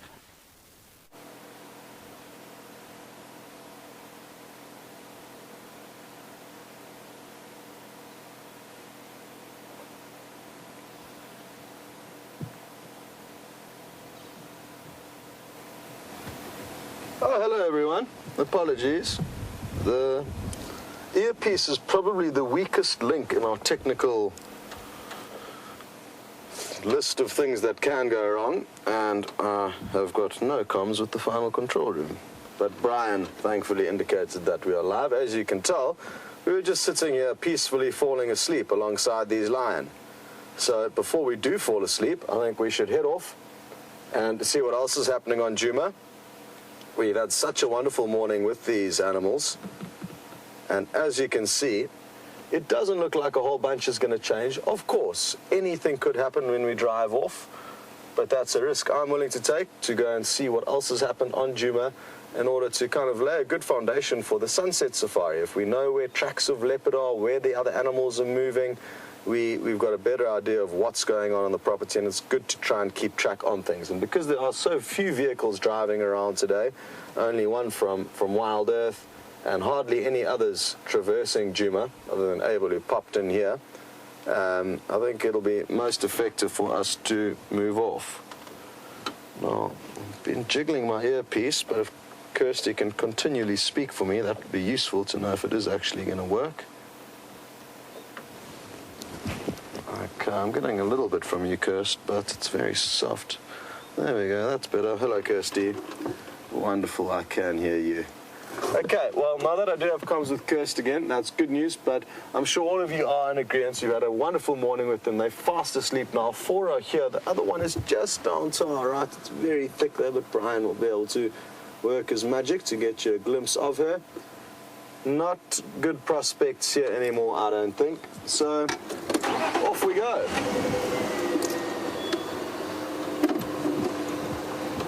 What a morning it has been. Thank you, ladies. The best performance yet for me.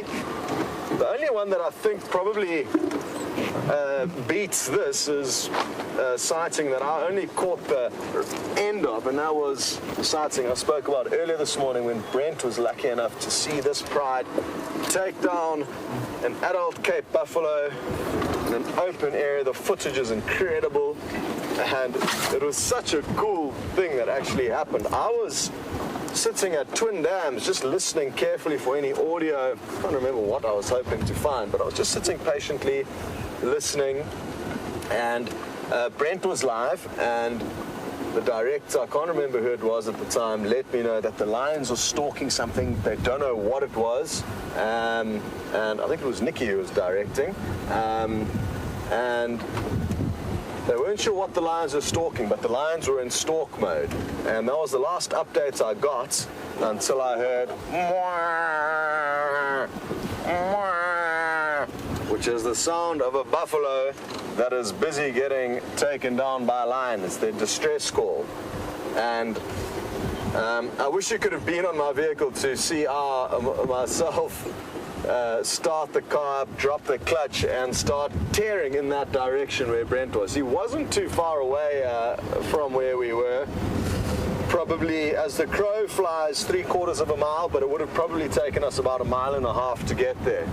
And we managed to get there just in time to see the lions literally collapse the buffalo. We got there just for that final kutunk as it hit the ground. And then they still needed to kill it, and it's not an easy job killing an adult buffalo, so that took quite some time. So it was quite nice to have 2 vehicles there cutting between the different angles. Incredible, incredible sighting. The best kill by a long shot that we've ever captured on film. The best of the 4 or 5 that we've captured. Maybe a few more than that, but not many. I don't think we've hit double digits with kills. And again, statistically, that means we are seeing, we're probably seeing a kill every 3 months if we're lucky at this stage. But what I keep telling everyone is that hopefully we are building up credits. And who knows, maybe 1 week we'll just see a kill every day, boom, boom, boom, boom, boom, for a week, and then be in debt again. But I certainly think that we have been building up credit regarding kills as well as cubs. Not much cub activity.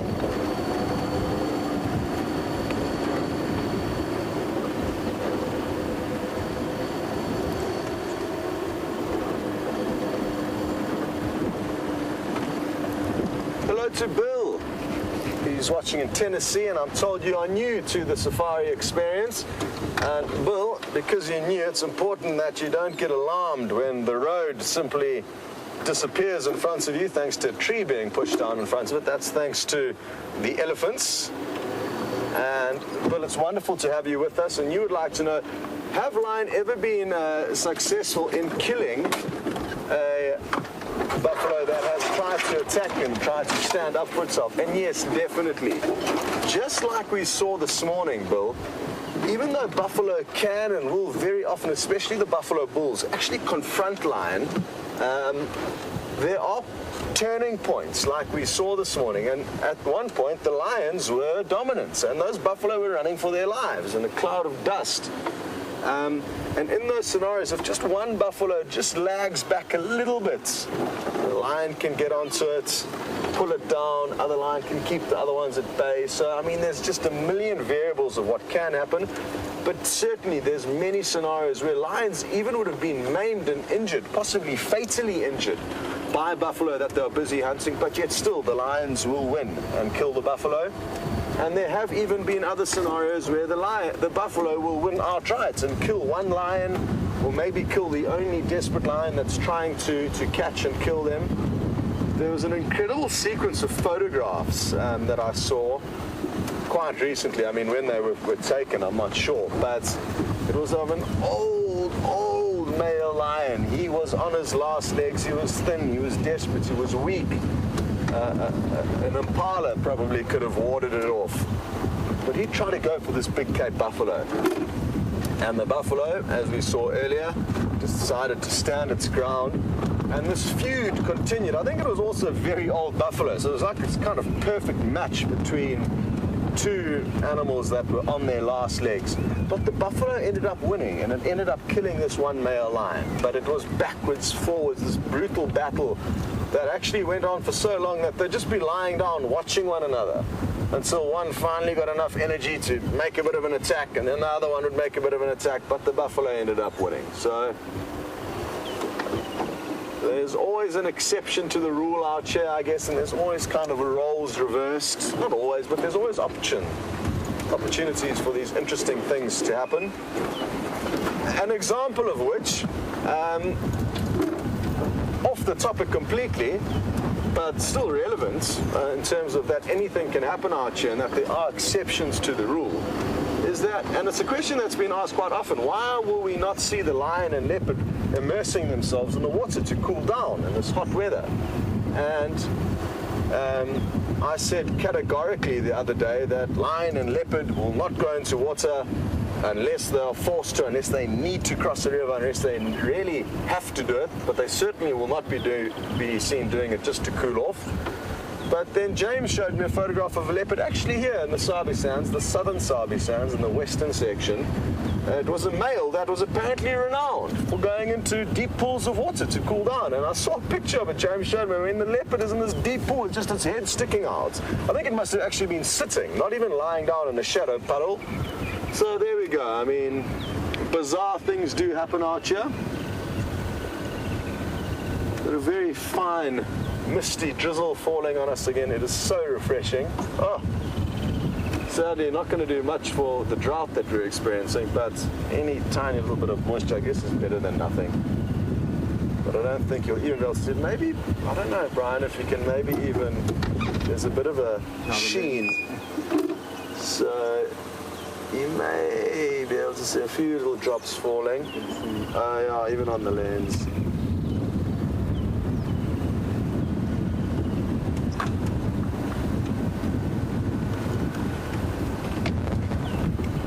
Hello, viewer Dakota. I think your name is. And you would like to know. Anyway. Sorry, I'm not copying your name clearly, but one of you, a new viewer, would like to know, will the buffaloes poo mask the scent of the lion to help it hunt better? No. I think it'll just be a cocktail of smells, but the lion smell will certainly be able to be picked up by the prey. Sorry, I just can't seem to work out what your name is, but it's something Dakota, and it's great to have you with us. Ian Dakota, apologies, the earpiece apology together with my terrible hearing is making it a little bit difficult to work out who you were, but great to have you with us. There's some Franklin back here, and it could just be that they're having a dispute amongst themselves, but they seem a little bit too worked up for my liking, so let's go back and have a look. Who knows, maybe we'll find a leopard here. Woodland's kingfishers are calling ballistically, but we can't read too much into that regarding a predator. Just their general banter.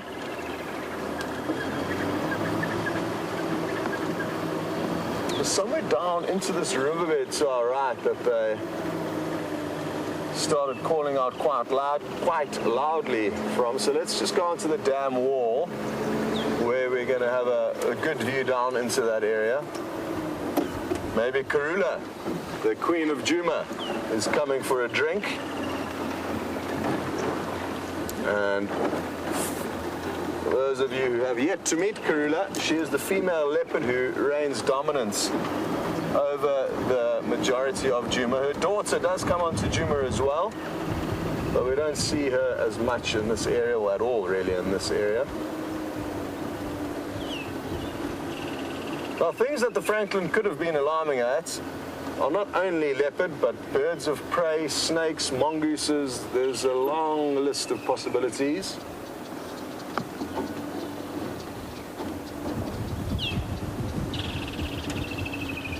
This is quite a nice vantage point up here, as I'm sure a lot of you have realized, to look down into this riverbed where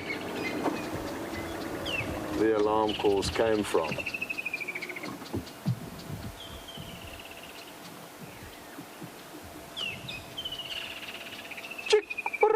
That's the Woodlands kingfishers. They're going absolutely bananas. I'm hoping we're going to be able to try and find one for you. I can't see them though.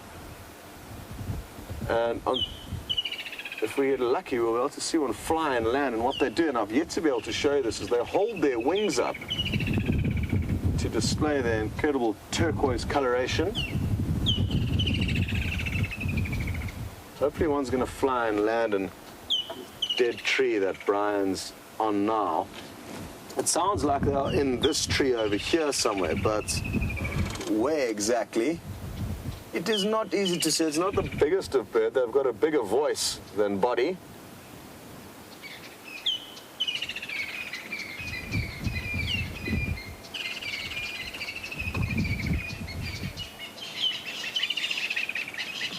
That was a woodpecker.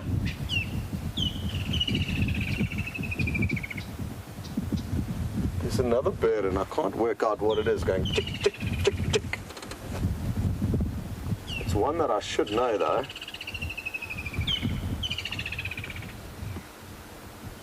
Could be red-backed shrike, I think, making that noise.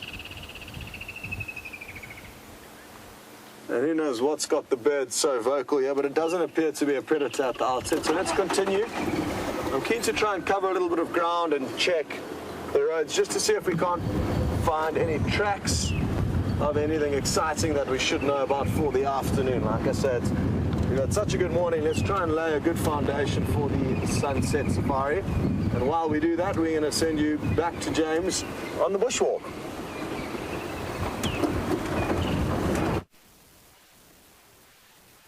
Now we have found a voracious predator of herb.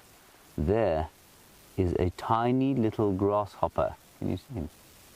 He is just about half the width of my, or half the length as my little baby nail. Look how tiny he is. And he's facing you back, or he's facing the opposite way to the one you're looking. Those are his great big legs that allow him to hop high into the air to escape predators. Isn't he amazing? I'm just going to try and, sorry David, I'm probably messing with your focus here. Let me try and just open, oh, here he is, there. Now you'll get his face perfectly. You see him there? There he is. You might even be able to see his tiny pinprick little eye, his tiny little feelers, which are like two small black sort of hairs almost on the top of his head. He looks very serious. Let me see him. You got him. He's a very serious fellow indeed. And he's sitting on a plant called the bushman's grape, or Cissus cornifolia. Very aromatic plant. There, now you can see his eyes. And Cissus cornifolia makes a fruit that Bryan described as tasting like a roast chicken dinner with the apple crumble at the same time, which I thought was a very effective descriptor. Now, that was the grasshopper, which is not the original reason we stopped here. We originally stopped here because there has been some excavations. And these excavations could have been done only by one animal. The aardvark or ant bear would have made these. And we know that because it's an incredibly, well, it's a dead straight hole. It's been dug around the place, but also look how far. If you come out here, this is how far the sand has been thrown. They're extremely powerful diggers, are the aardvark. So we're pretty sure that that's what that was. Now, what he was looking for is difficult to say. There are, of course, lots and lots of termites around at the moment. We found another 2 piles like the ones we just showed you. So you could be eating those. But aardvark also eat a lot in the way of ants. And like I say, there are hundreds of species of ants around the place. And a lot of them will be in subterranean nests somewhere like this, perhaps in the rootstock of a tree like this. Now, this is a Combretum apiculatum or red bush willow tree. And lots of these little holes you find heading down into the rootstock of these Combretum apiculatum trees. So perhaps there is a species of ant that likes to live amongst the roots of the red bush willow, and that is exactly what the ant was going at. Let us continue. We're on the crest now, heading north still. Now, Donna in Rhode Island, I'm not entirely sure what a fire ant is. Safe to say that we probably get similar species here. We don't get anything, I don't think, called a fire ant specifically, but we get many ants that produce formic acid, which can produce a burning sensation, and we also get many biting ants, red ants, that will bite you, and I'm sure that some of those must be related to what you would term a fire ant, Donna.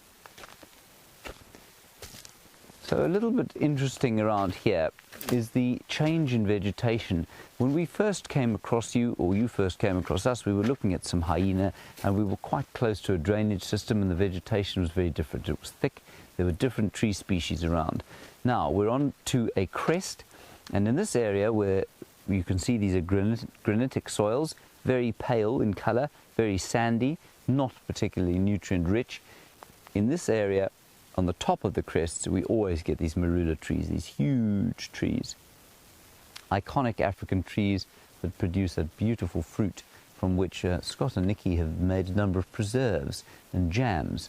No, they are not 95 years old, but they are just very clever in the kitchen. And they've failed so far to share any of these with us, and I'm hoping that they will in the next little while. Marula, of course, is also the fruit supposedly used to make amarula cream, a very famous liqueur.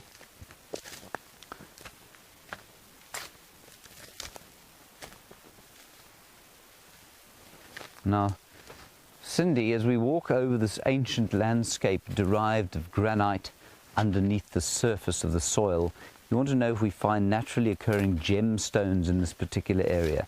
No, Cindy, we don't find gemstones here. I don't think we even find semi-precious stones in this particular area. The only ones that I've seen, of course, or the only sparkly things I've seen are little bits of quartzite somewhere, and quartzite, of course, is not particularly valuable. It's just straight old silica, which is a very common derivation of granite. Right, we're now on what we call the fire break. So you can see it's a bit clearer through here, and the northern boundary into Buffelshoek is just along here. Now, Cindy, of course, South Africa is extremely rich in minerals and precious stones, but not particularly in this region. Of course, the most famous deposit of precious stones would be the Kimberley formations of diamonds. That's where so many of the world's diamonds came from. Tremendously conflicted history, that one. But that's for another time. Now, the termites have been busy here as well. You can see this is an old piece of elephant dung, deeply ancient, possibly from the Pleistocene era, and it's now being eaten by termites. They've covered it in mud, and what that allows them to do is to live in the shade. Termites very seldom have any kind of melanin, especially the harvested termites, and so what they do is that they will build sand over the top and then eat it from within, and eventually this will just be a pile of sand with one or two pieces of stick in it. I think this may have been abandoned. Yeah, it has. There we go. Well, this is actually quite interesting. I think this has been abandoned, so we can open it up. It's not actually that old. But you can see how bits and pieces of this organic material has been replaced by sand. Isn't that amazing? Now, David, you're new to the bush, of course, and what you need to do is not eat this. Don't eat this, David. But what I am going to do is let you smell it. Take a deep breath, everybody. Smell that? What does it smell like? Not much, he says. If you age elephant dung just right, and I'd say about 2 weeks is the correct age, it is the most wonderful herby, earthy smell. Fresh, it's a bit strong, but this age, if I'm feeling slightly sad, a little whiff of this will immediately lift my spirits. So David, next time you reach for the Prozac, rather reach for a piece of elephant dung. It will make you feel much better. As we're walking along, there's a mound over here. Breezer, you want to know about how on earth these mounds are built and what they are made of. Fork-tailed drongo just exploded from the bush there. It must have been hiding. They don't normally sit that close to the ground. Anyway, Breezer, they're actually not made of anything particularly incredible. They're made of saliva and dirt, and probably a bit of dung too. So termite will come. I'll explain exactly how they're made once we get there. Ooh, this might be actually quite a good one.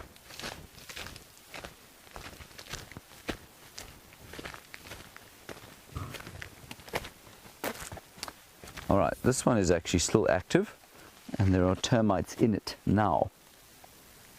And I can hear them as I walk along it going that. I'll see if I can't move the microphone so you can actually hear them doing it. You hear that? It's the termites bashing their head. The termites bashing their heads against the side of the mound. Right, Breezer.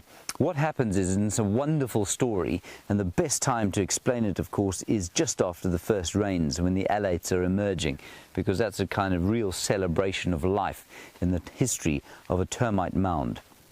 Anyway, when those alates, which are the male and female and winged termites, which a lot of people called flying ants, which are not in fact flying ants, they're flying termites, they come out in great numbers after the rain, and they fly around the place, and they land, and they flap their little wings together, and the female exudes a pheromone, the male will find her, they mate, and then they dig a little hole and they go under the ground. And what they do is they dig out a little chamber which will become the female and male. In fact, it will become the royal chamber where the female and the male will live for the rest of their lives. She will then grow from roughly this big up to about that big eventually. So almost half a foot long she will be, and she will begin to lay eggs. 20,000 of them a day is what she's able to lay when she's at full size. And what happens then is that those workers and soldiers, some of them will be workers, some of them will be soldiers. What the workers will do is start to go around and gather plant material, and they'll start to dig under the ground. And where their diggings come, they've obviously got to push the stuff to the surface, and they will bring all of their diggings to the top of the surface. With that, they will bring water. These mounds normally go down to the water table, and if you find fresh building on them, they're always covered in water, so they have access to water, and then they start to build. And most of this, of course, contains tunnels, and it's just a kind of, I guess it's a rearrangement of the soil, and obviously, like a tip of an iceberg, for example, this mound extends very far down into the ground. So all of the soil that they've had to remove from within the mound has come out on top here. It's been attached to itself or cemented together with saliva and with dung, and that's how it's made. And I mean, these particular areas, if I knock on here, David, you can see me knocking here. It's pretty hard, like cement, but these top areas, which have just been built, are much softer. So they will harden as time goes on. And that's how they're built. Breezer, I hope that answers your question. You can feel some heat coming off here. And last time I did this while I was live, I was nipped on the hand by a soldier termite, which was very unkind of him. Anyway, had I not been live, I may have ended him, but I just placed him gently back into his mound. Okay, that's the termite mound. Let us continue on our way.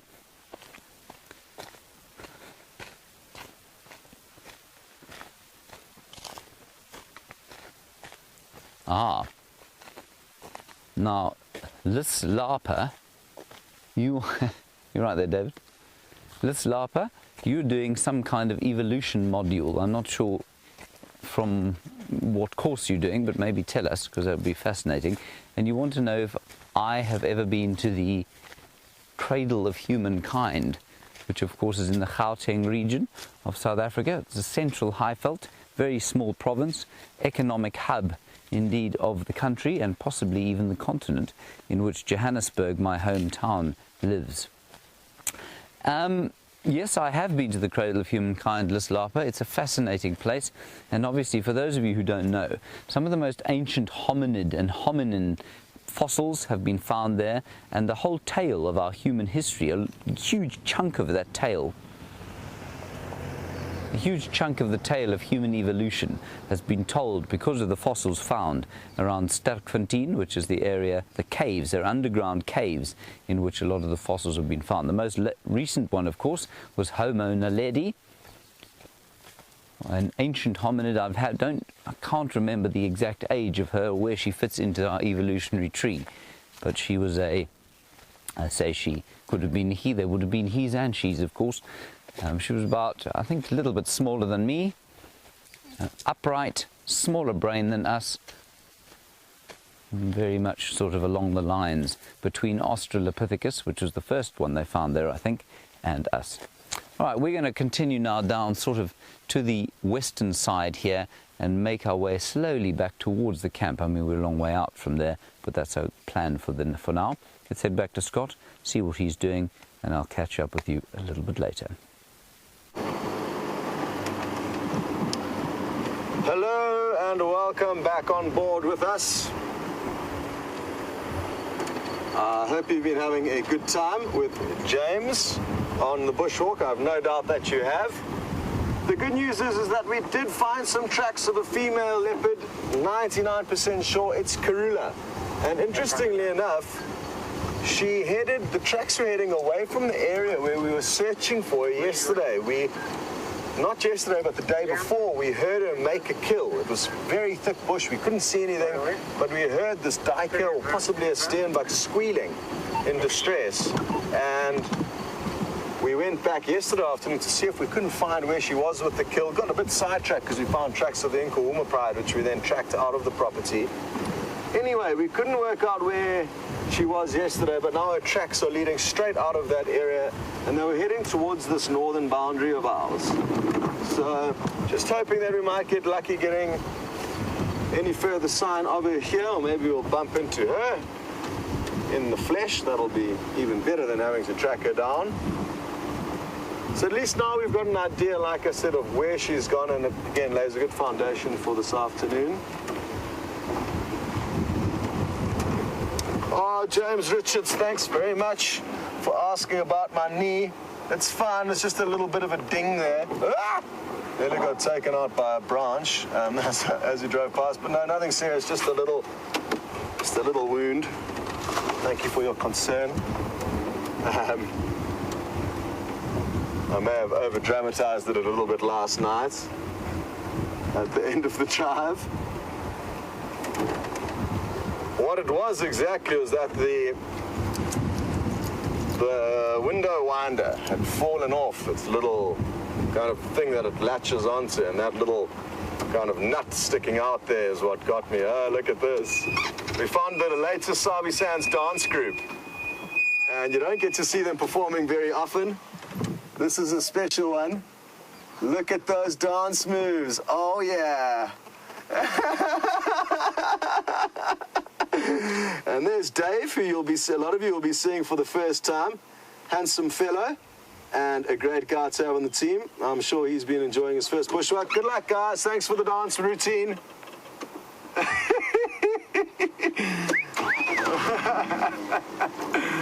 And maybe they're going to bump into Karula. Did you hear the updates? No. Karula's tracks were heading north up Gari Cut Line towards Buffalo's Hook. About 200 meters south of there is where I saw the last one. So maybe she's lurking amongst you. If you dance enough, I'm sure you'll lure her out. Oh, thank you. Cheers. Well, that was awesome because we got to see James dancing. A lot of you got to see David for the first time. The Mystic Boer was nowhere to be seen. There's no surprises there. He disappears like a wolf in the night. And more importantly, they are in that area where maybe, just maybe, they're going to hear some alarm calls, find some further sign of Karula. Or who knows, anything else of interest.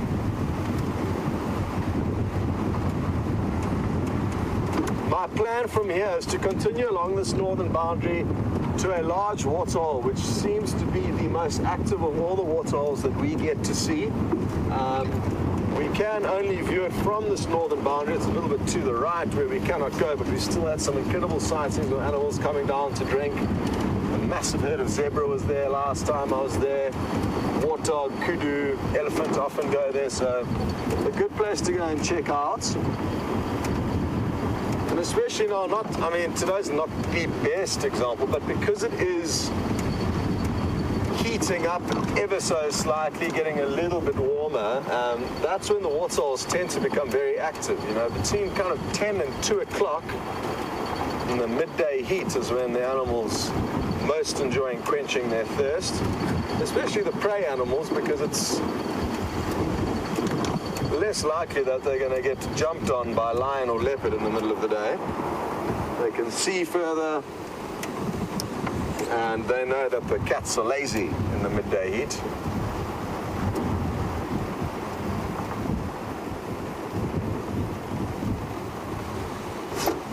Richard in Colorado. You would like to know if this drought is connected to El Nino, and yes, 100%. These are the results of the El Nino effect, which has huge raging effects over the whole of Africa at various periods. And basically, it's a lottery. Either El Nino means it's raining when it's not supposed to be raining, or it's a drought, it's not raining when it's supposed to be raining, like here. So some parts of Africa may be getting large amounts of rain. Oh, that's what's happening there. There was a long-tailed trike alarm calling at this brown snake eagle as it flew off. And even though its name suggests that it hunts snakes predominantly, they will hunt other prey. And for the long-tailed shrike that was alarm calling, I guess it looks quite snake-like with its long tail. Let me move forward a bit and we'll be able to show you a view of it. But it's in very thick bush there. Oh, well done, Brian's found another one up ahead. So let's creep up to this one. But who knows? I mean, maybe, just maybe, that snake eagle was trying to hunt a snake. Maybe we scared it off. But birds of prey will typically be alarm called at by all manner of little birds like this. Oh, well done, Brian. Oh, this magpie truck's got a sawn-off tail. Stumpy. Supposed to be twice as long as that. Great work on camera there. Shame. Everybody must make fun of that one. Let's see if we can't get this battle coming in here, Brian. It's always a bit of a gamble, but we're going to go for it. Looks like it's not going to work out. Although, here it comes. It's going to turn back into an open view for Brian there. There it comes. It's a juvenile battle eagle, and you'll notice it's got a much longer tail than an adult. Well, maybe you won't notice, but it's something you should look for. The seasoned ornithologist amongst us will notice that tail is longer than it will be when it's adult. It also doesn't have its adult plumage, which would mean it would be black and white underneath its wings, varying degrees of those two colors depending on whether it's male or female. How awesome is this view? You would have also noticed that it had to flap its wings there a couple of times, and that's because it's still early on in the morning. The hot air thermals aren't as hot as they need to be to allow the batelier to float completely effortlessly, although it seems to be doing a good job at it now. Another characteristic of these birds is how they teeter like this from side to side.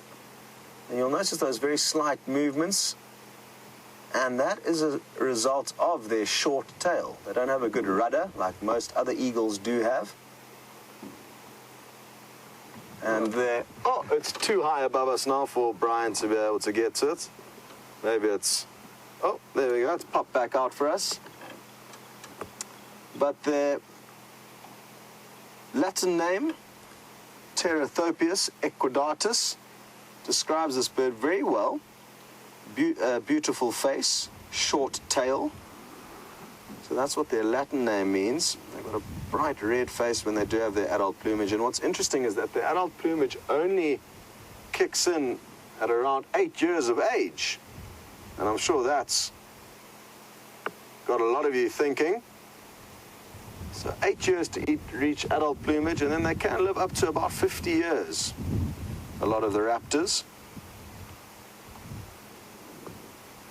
Another thing that's interesting with them is the origination of their name. The batelier comes from a French word, pastel, and that's because of this teetering from side to side that we've been noticing as it's flying. Just as an acrobat or a trapeze artist would teeter from side to side as he performs on the tightrope, and that is exactly what a pastel is. It's an acrobat or a trapeze artist in French, I'm told. If there are any French people watching, you can confirm that for us if you like. You could also post us some croissants. That would be great. The croissants out here are good, but not quite as good as the French ones. Beautiful.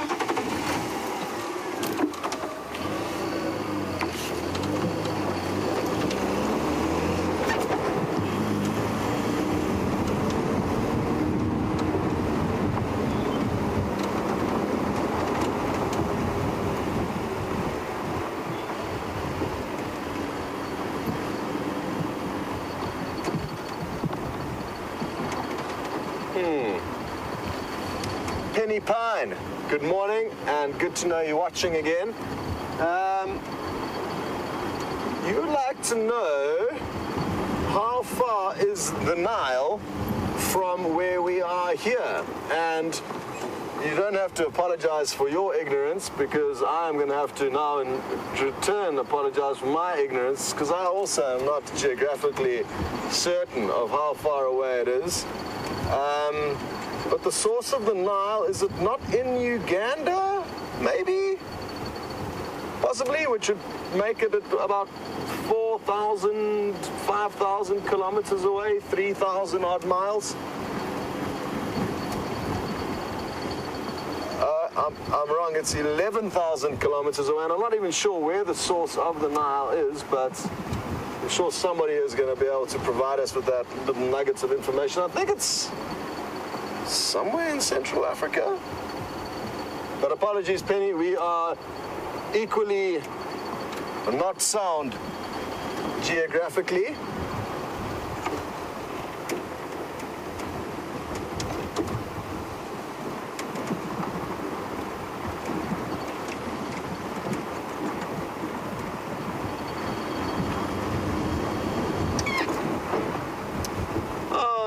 And Penny, why exactly would you like to know where the Nile is with relation to the Kruger? That is the question I have for you. What has that got to do with the price of chicken milk?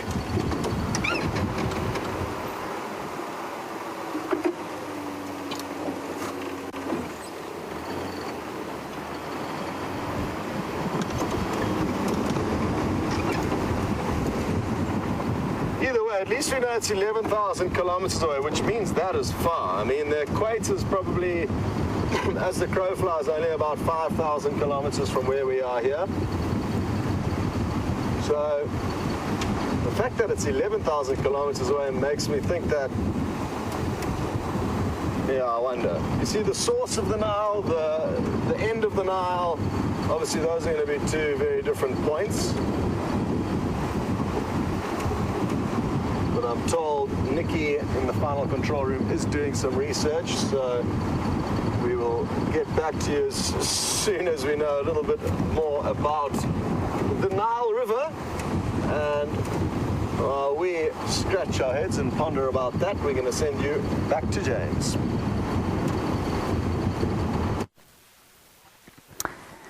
Now, of course, not the first time we've seen this little fellow. In fact, I mentioned him at the beginning of the drive, or walk, or whatever safari we're doing at the moment. Can't remember. And it is a little mantis, tiny little mantis, that lives on a specific plant species called Waltheria, and it is specifically designed to be camouflaged so that it looks exactly like the Waltheria flower. Isn't that brilliant? And it's the second one we found. I say we, I mean Stef has found. And what you can also see on the back here, there's these long antennae constantly vibrating in the air, picking up signals, smells, vibrations of sound and movement. And what this mantis is waiting for, of course, is an insect to come and try and pollinate one of these flowers.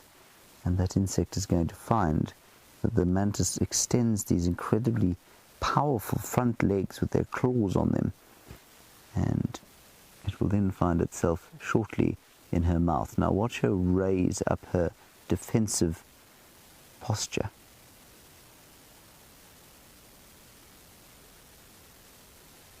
Isn't that amazing? And she really does have the look of a sort of a look of evil about her. I'll try and get her to look at the camera. Looks like her eyes are on the end of these two sort of white cones. Isn't she amazing? It's absolutely no wonder to me at all that most of the aliens you see on these films have been modelled on some kind of insect, which creates, of course, great terror for most people. And the last thing I want you to see on her, is this white patch on her abdomen. And that's basically what makes her spottable on these Waltheria plants. Cool, huh?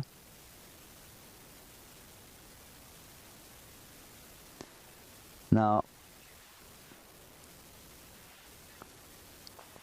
sadly, of course, as with so many of the invertebrates, I mean, I've called this a mantis. A mantis is an entire order of animals. And I mean, to just give you the same perspective for the mammals, if I was to say an order of mammals, I would mean perhaps the Artiodactyla, so the even-toed ungulates. That means every single mammal that's got a cloven hoof. That's the size of the taxon that into which this mantis falls. So, I mean, there are thousands of species of these little things, and I don't know what this one's called. Let's head across to Scott. He is with an Artiodactyla, the tallest one that we have. Scott, just something low. Okay, copy, thanks.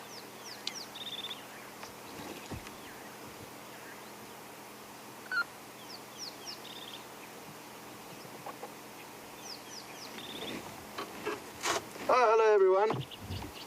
Apologies, my earpiece is playing up again. It's quite bizarre. I mean, it's not like I'm jumping around in this seat, but it appears to just be coming in and out of action.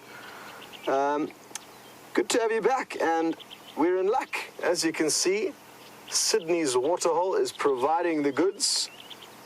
Two of the tallest and one of the shortest of the herbivores. Well, yeah, the giraffe are the tallest. That's a fact. I guess the warthog, there's not many other kind of herbivores that are much shorter than it that I can think of.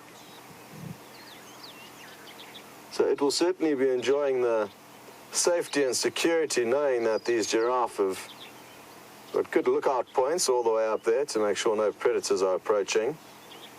They're actually wonderful, wonderful animals with regards to helping us find predators, because if you come around a corner and you see giraffes staring very intently in one direction, very often they can be looking at an animal like a leopard or a cheetah, and they'll even allow animals like leopard and cheetah to walk meters past them. They're not scared of them at all. They know that they don't pose a threat to them. Lion, a little bit different, but even that, they'll stare at them from a long distance off. A wonderful scene here. Got some rattling cisticolas calling tweet, tweet, dup, dup, dup, all around us. Having a serious commotion.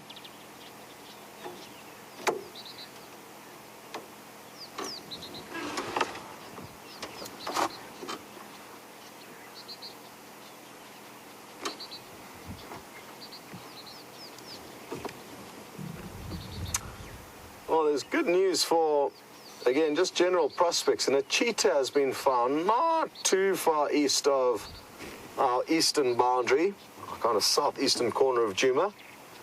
And on a cool day like this, it could well move a large distance and maybe grace us with its presence this afternoon. And there's been a lot of cheetah sightings frequently, so whether it's just luck that people have been finding them, or whether there's a slight influx of them into the area because it's drier and more open than normal, maybe they're feeling more comfortable and safe here, I'm not sure. But there have been quite a few cheetah sightings recently. Only one with us, sadly, but as long as they're in the area, our chances are going to be good.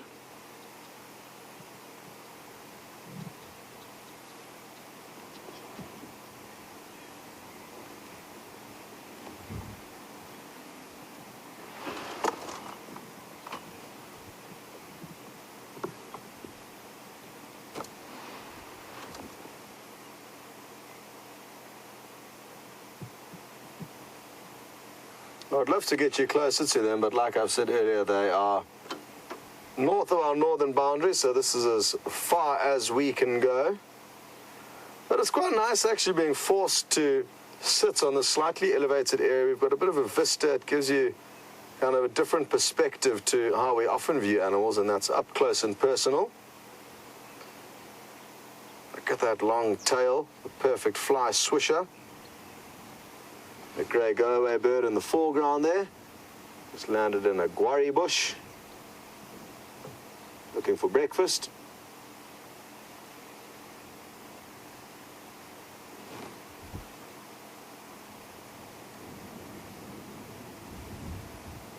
Hello to Africa on YouTube. And you would like to know how strong is a giraffe's neck?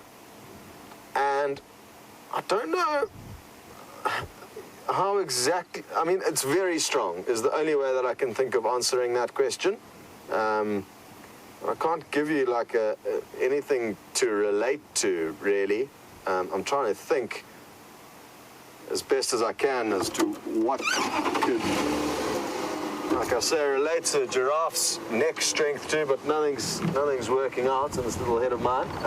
But incredibly strong. I mean, they've got a lot of muscles around those vertebrae to hold the head up. I mean, it's fairly thick at the base. It does thin out towards the top, but what's important to understand is that giraffes use those necks of them as their main weapon. It's a major tool that these animals use for fighting.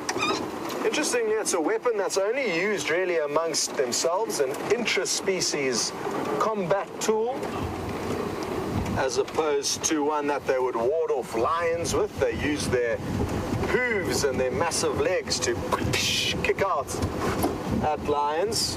And there's an awesome little clip that I just have to show you here that my mom sent to me last night. Check this out. Where are we going? Oh, not that one.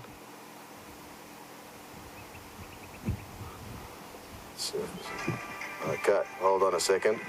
I'm just getting it ready. Oh, I can't let you watch yet until I've got it ready. Hee. But this is going to be cool. So, speaking of giraffe and weapons. Oh, sorry, Brian. Are we ready? Yeah. How's the glare? Not too good, eh? Should be okay. Cool. Patow! So, imagine seeing that. And here comes the slow-mo. Fascinating that the lion even attempted this stunt. And watch now, I mean, whether it's luck, whether it's just a stray hoof, watch the back right hoof here. Is it the back right hoof that lands on the lion? But oh, ow! Sorry, but get out of my way. I don't want to be your breakfast. So, that's an example of how giraffes can use their hooves as weapons, but Africa, they will use their necks to fight. And they kind of stand like this to one another, and if those are their necks, they just swing in and hit either the bodies of their giraffe, or even sometimes they can hit the head and deliver knockout blows. Imagine seeing a giraffe capsizing. It can happen. It does happen when they're having their boxing matches. So yes, I guess it's a very strong neck. It's not flimsy. And like I said, I wish I could give you some relation, or tell you how much they could lift with their neck or anything like that, but nothing's coming to mind.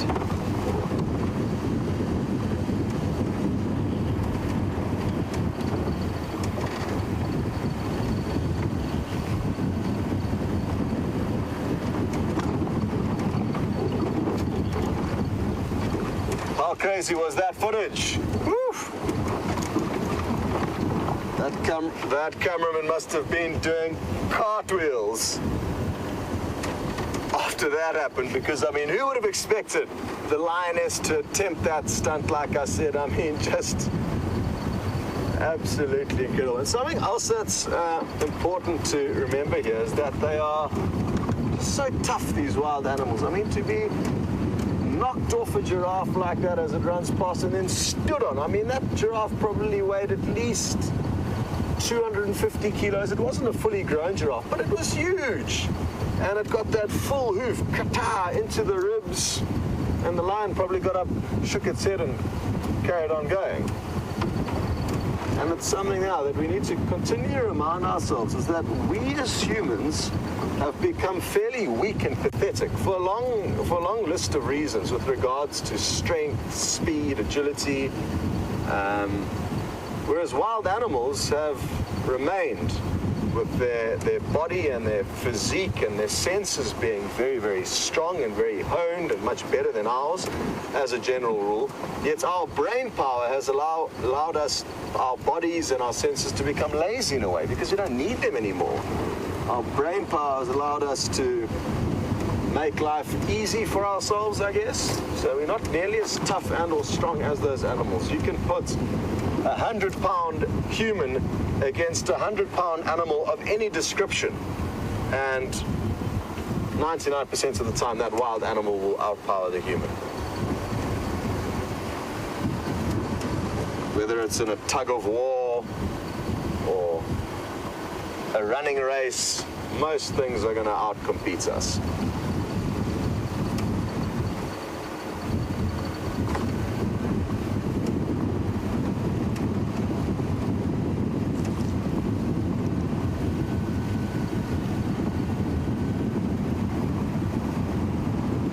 Stranger, you've mentioned that the giraffe looked a little bit kind of uncoordinated, out of control. I agree with you, and that's why I said I'm not sure whether it was default that that hoof landed perfectly in the ribs, or, you know, whether it was incredible skill that allowed that to happen. I'm thinking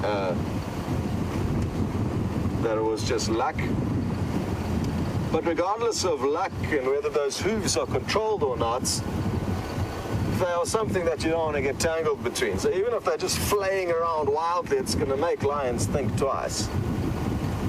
And I'm sure that there have been several occasions where lions have been kicked instantaneously to death. Putoof, one hoof to the head, sleep tight, end of the game.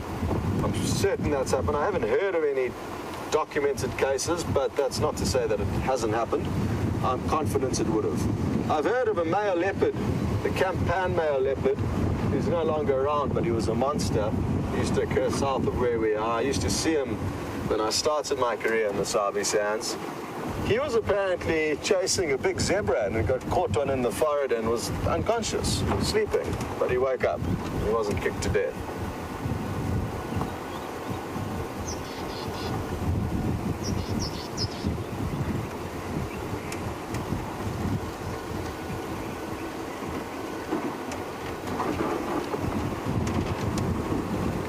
Virginia in Kentucky. The average stride of a giraffe. I'm guessing you're meaning in full gallop. I would say possibly it will be traveling as much as maybe 15 meters, 10 to 15 meters in the air before its hooves touch the ground. It'll be covering, its gait will be very long when it's at full gallop. I mentioned the other day that I think cheetah will only touch the ground when they're at full speed every 25 meters. That is horrifying. Let me show you what that means. So, you won't be able to hear me very clearly anymore, but this should solve the problem. Hello? Hello? Welcome back. So, we start here. Okay. 1, 2, 3, 4, 5, 6, 7, 8, 9, 10, 11, 12, 13, 14, 15, 16, 17, 18, 19, 20. Let's stop at 20. That's a long way. Now, I'm not going to do a full sprint, but I'm going to, as far as I could there. 1, 2, 3, 4. So I only got 4 meters. At a big jump. I'm happy for you guys to double check me on the distance that cheetah will spend in the air when at full speed. Somebody behind us here. The main man here, Djuma, who does a lot of the camp management stuff. Mr. Jim Reeves. So I'll get out of his way shortly. This is the main access road to Djuma. So I mean, imagine. I mean, that cheetah, obviously it's flying. It's literally flying. It's moving at around 60 miles an hour, slightly upwards of that, possibly. I've never personally clocked one. But they're incredibly quick, and at that speed, their feet are only touching the ground in massive, massive gaps.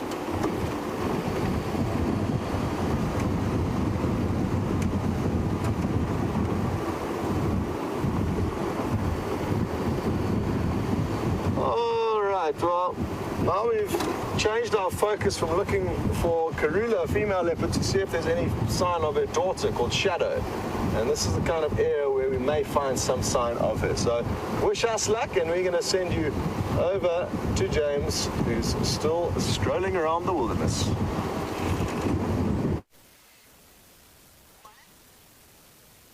Three. Now, we are standing underneath a Balanites mogami tree or torchwood tree. Now, the torchwood is apparently supposed to be called a torchwood because of the flammable properties of the oil found within the fruit or the seed. Well, I can tell you for free that flammability is not something that I've discovered here. Here is a very pretty pink flame maker. Very pretty, David. Thank you for that. And you will see that the only thing I'm going to burn here are my fingers in the wind. I don't know why I've tried to derive a flame from this fruit a few times. So in the background you may hear some hacking and sawing noises, and that is Stef trying desperately to cut through a seed to see if there's some oil. Now I'll just give you an idea of how hard these seeds are. Here is a very powerful knife, of course, and I'll just shave off a few pieces of this thing.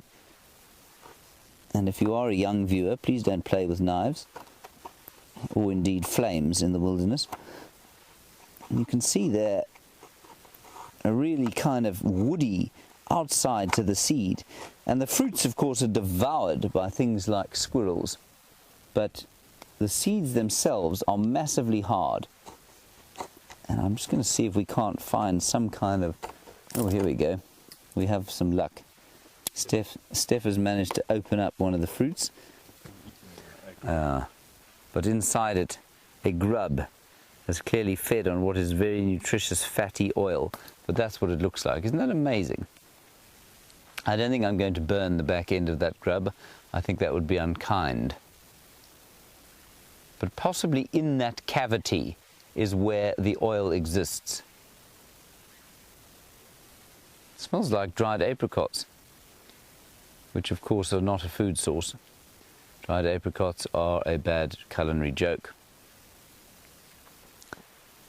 Right, let's put him back in there and we'll let him go.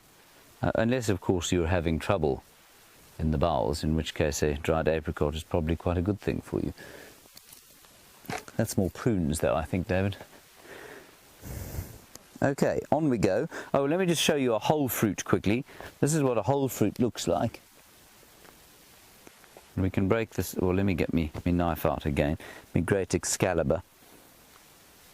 Of course, all bushmen, you know, who live in the dangerous wilds like I do, must carry some kind of vicious knife to defend oneself against the elements, the animals.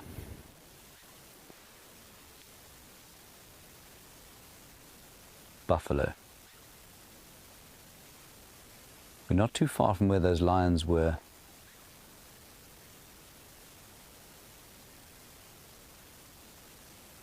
Amazing. You can hear in the distance the sound of southern boo-boo. Various other birds, and then suddenly from a buffalo. But just listen while I cut this open. But that's what the fruit looks like. And it has a very pleasant smell. Like I say, well, pleasantish. Dried apricots, of course, are absolutely disgusting in my opinion, but that's what that smells like. Okay. Right.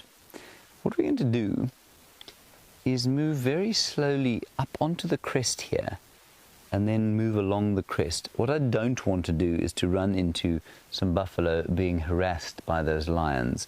That would be a silly thing to invite upon oneself.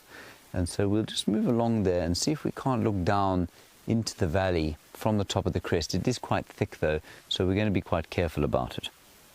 David, let us get on.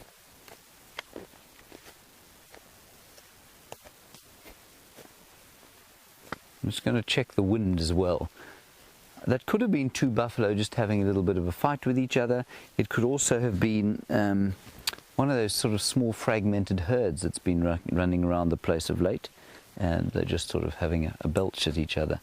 The wind is good for us. We're walking straight into the wind, so that's a good thing. And by wind I mean very gentle zephyr.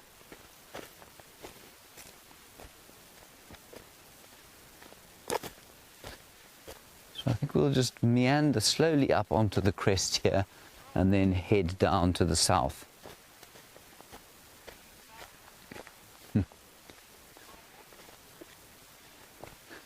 Now, we have a question from a viewer called Draw. Now, Draw, you are in Berlin, as far as I understand it. I'm assuming that's Berlin, Germany. I don't know of any others. Draw, watch out here. You want to know about elephant graveyards and if there is one anywhere around here. Draw, along with many, many misconceptions created by the Lion King, wonderful story, biological fallacy. One of those misconceptions and fallacies is that elephants go to a graveyard to die. There is no such thing as an elephant graveyard. I'm not entirely sure where that came from because I don't think it was born in the Lion King. Anyway, no such thing. Elephants, I think the legend might come from the fact that elephants, you often don't find their bones around, and I think people are confused by that because obviously elephants are enormous, so if they're dying every so often, surely their bones must be around the place, and why don't we see them? And therefore they must be going somewhere special to die. But Draw, what happens is that elephants will normally, when they die, of course, they die from starvation when their teeth wear out, and so by the time they get to that age, you'll find that they are living close to rivers where the vegetation is soft, where they can get enough to drink. They won't be moving very far, and so a lot of their bones when they die, I think, disappear into the riverbeds. But also, I mean, an elephant carcass will be torn apart by predators and by scavengers, and the hyenas will carry the bones off, even the really big ones. And why they might not be able to eat them all the time, just watch your extension here, David. Certainly they will be moved around. So the elephant graveyard, I'm afraid, Draw, despite the fact that it is quite a nice romantic notion, is a misconception. Elephants, of course, I think maybe the other thing that gave rise to it, or certainly perpetuated it, the hole in this termite mound. We started this morning standing next to a termite mound that had a hole in it like that, and a sounder of about 6 warthog came out of it. I don't think they're about to do the same. They might. Anyway, elephants, of course, mourn or seem to mourn their dead. They will show an unusual fascination with the bones of other dead elephants, even if they're seemingly unrelated. And so that maybe has perpetuated the myth of the elephant graveyard. Thank you, Draw, for your question. I'm speaking in this subdued manner, just so that I might hear any further disturbances in the bush ahead. But so far I have heard nothing, just that initial belch.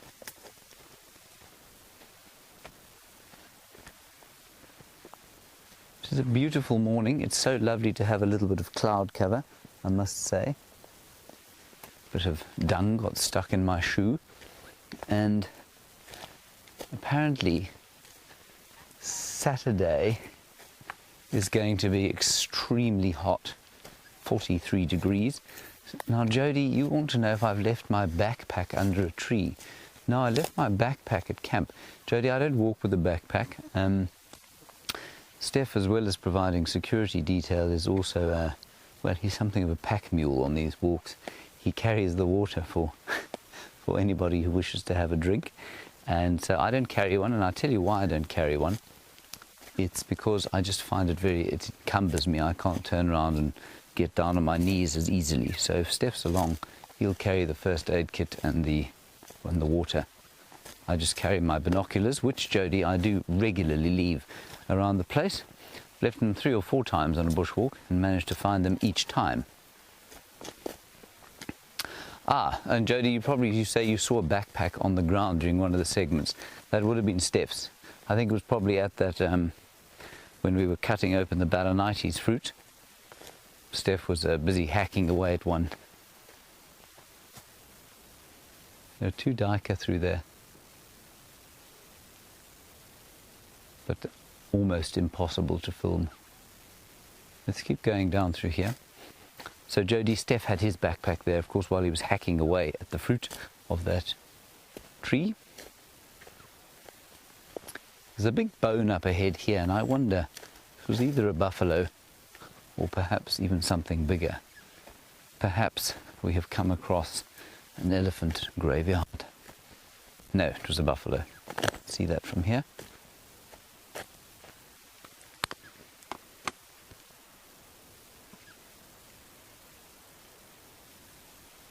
Gee whiskers. You see that white thing there? That's part of some kind of skeleton. I think we must definitely go and investigate that. But there are a couple of buffalo bones over there. And so obviously a buffalo met its end here at the teeth and claws of a pride of lions. Those look like 2 hip bones, I think. Let's just go across here. Looks like a skull of some sort, but it's very big, unless it's an intact rib cage. In fact, there's a whole lot of bone here.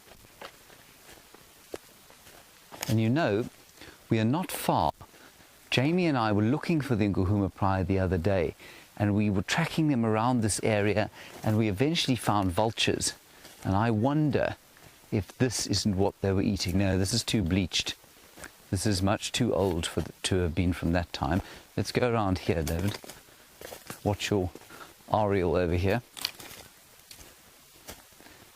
Oh, yeah, no, those 2 hip bones, I think, came from the carcass of this buffalo here that has been bleached white by the sun and eaten free of any flesh by all of the ants that would have come and had a bite here.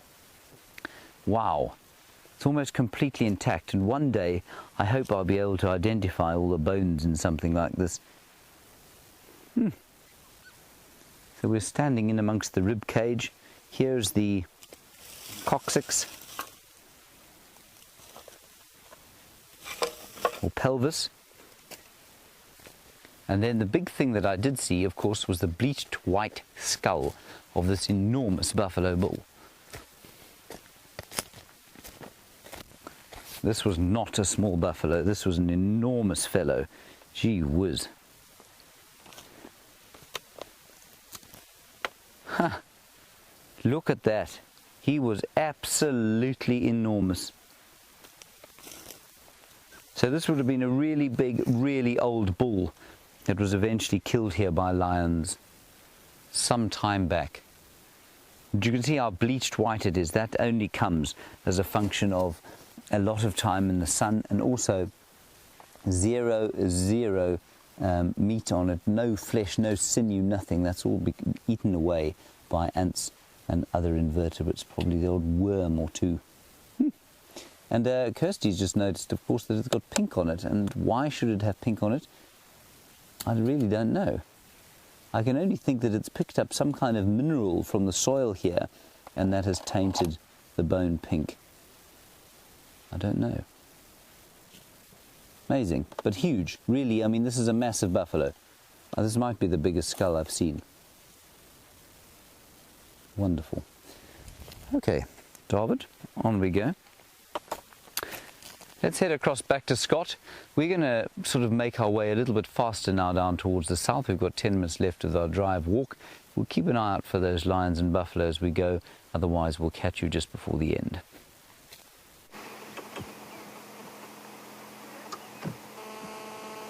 Well, you couldn't have come at a better time. I've literally just switched the vehicle off. Radio's been down. And we've got 2 tiny little zebra foals just in front of us. Their mothers are off to the left.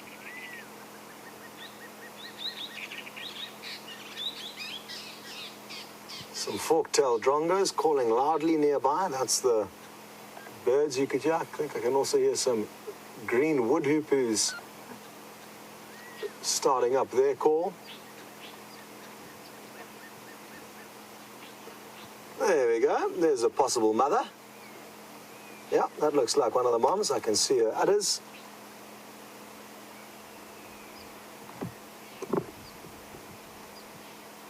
They are such awesome animals, the zebra. I mean, they're just the most bizarre-looking creatures. And can you believe it? We're going to get lucky and... Oh, no.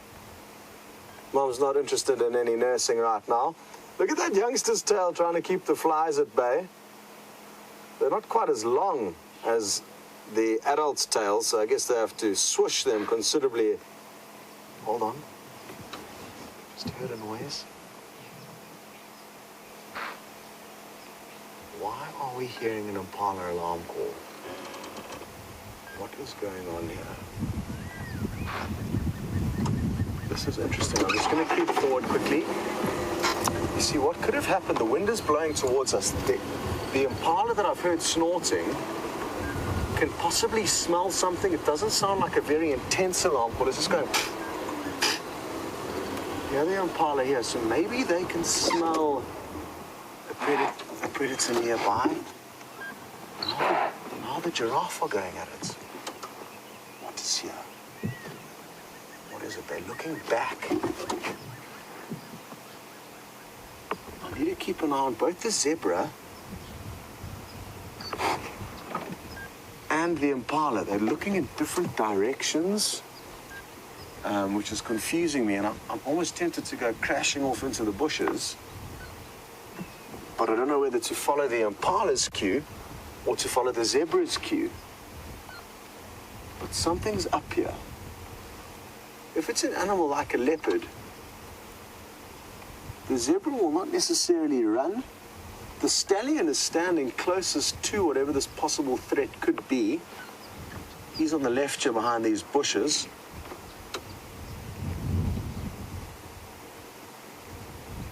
Rather than driving, I'm just going to try and stay still that way. If anything does move, whatever predator, whatever's alarming them here.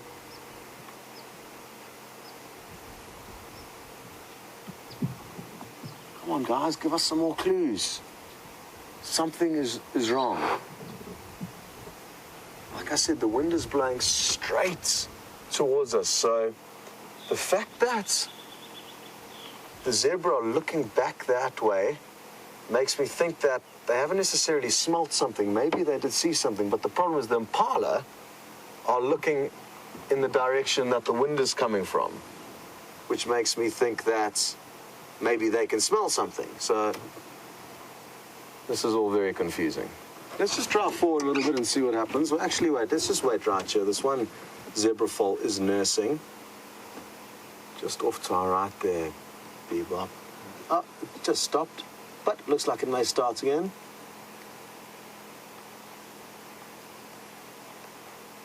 Head to toe. Or head to tail, rather. Linda, great question. You would like to know how ferociously will zebra mothers defend their foals, and extremely ferociously, especially with animals like cheetah, jackal, leopard, even lion, possibly, depending. There's always exceptions to the rule, but yes, a zebra may even try and chase a lion. Unlikely, though, but like I said, strange things happen out here. But the smaller predators like cheetah, wild dog, leopard, jackal, they often strip the entire tail off some of those animals. Imagine that. Imagine a zebra bit onto your tail and just pulled all the fur off, leaving you with just a bloodied stump. That's what happens to some unfortunate predators. And don't forget, there's always a stallion within a harem of females, and he will protect as well. So it's not just the mother, but possibly also the male, who will get involved in the attack. I'm thinking of, let's just maybe skirt off the road here just a little bit. I mean, there could be a predator nearby here, so I think it's worth investigating. Just to poke our nose in. There's a termite mound nearby that a leopard could be lying on that I couldn't see very clearly.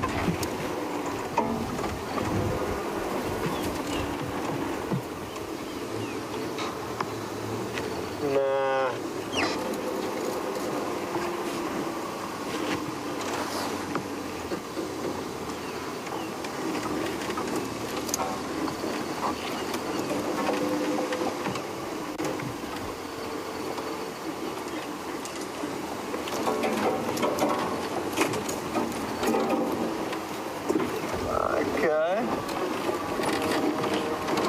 Something we touched on earlier with Penny Pine's question about the Nile River.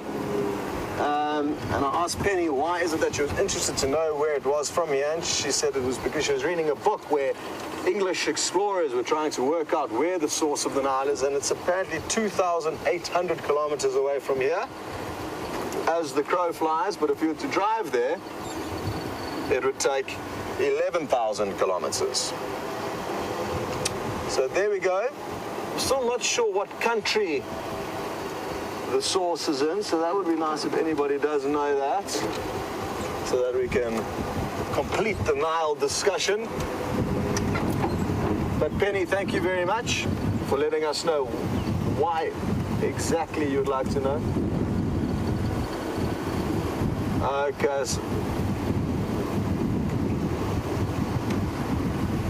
Okay, so it ends at Lake Victoria. That's not the source. Again, it just shows how terrible I am geographically, at least with regards to this. I thought it started in Uganda and then went to the Mediterranean, but it's the other way around. Whoops! But that is the beauty of Safari Live. We all learn together. And thank you, Nikki, for doing that research.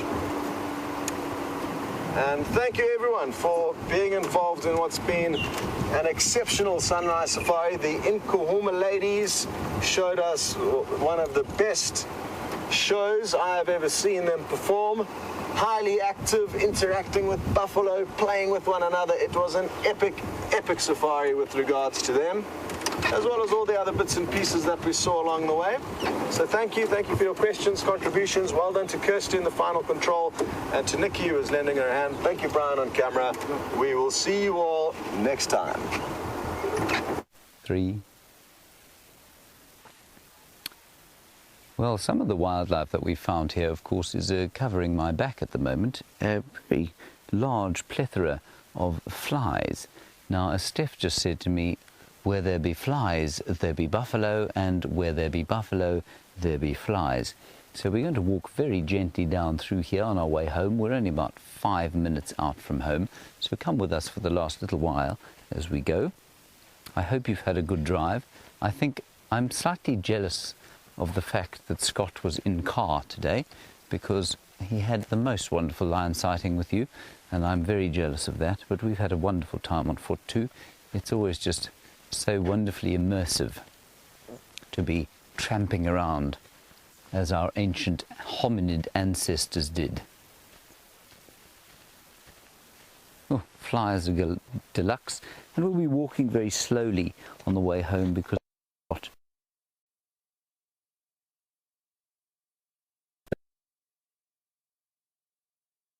calling the lions were not too far from here. All right, everybody, that's it for us this morning. We will see you later this afternoon at about 4 o'clock. I think that's when we're out. In fact, I know that's when we're out. Big thank you to David on his first bushwalk. Well done, David. A big thanks, of course, to Scott. And he is being filmed by the enormous Bryan Joubert. Stef on security, thanks to Stef. And, of course, the final control of Kirsten on the keys and Nikki. No, Kirsten's on vocals, Nikki's on the keys. And that's going to be it from us. We're just going to walk gently down through here.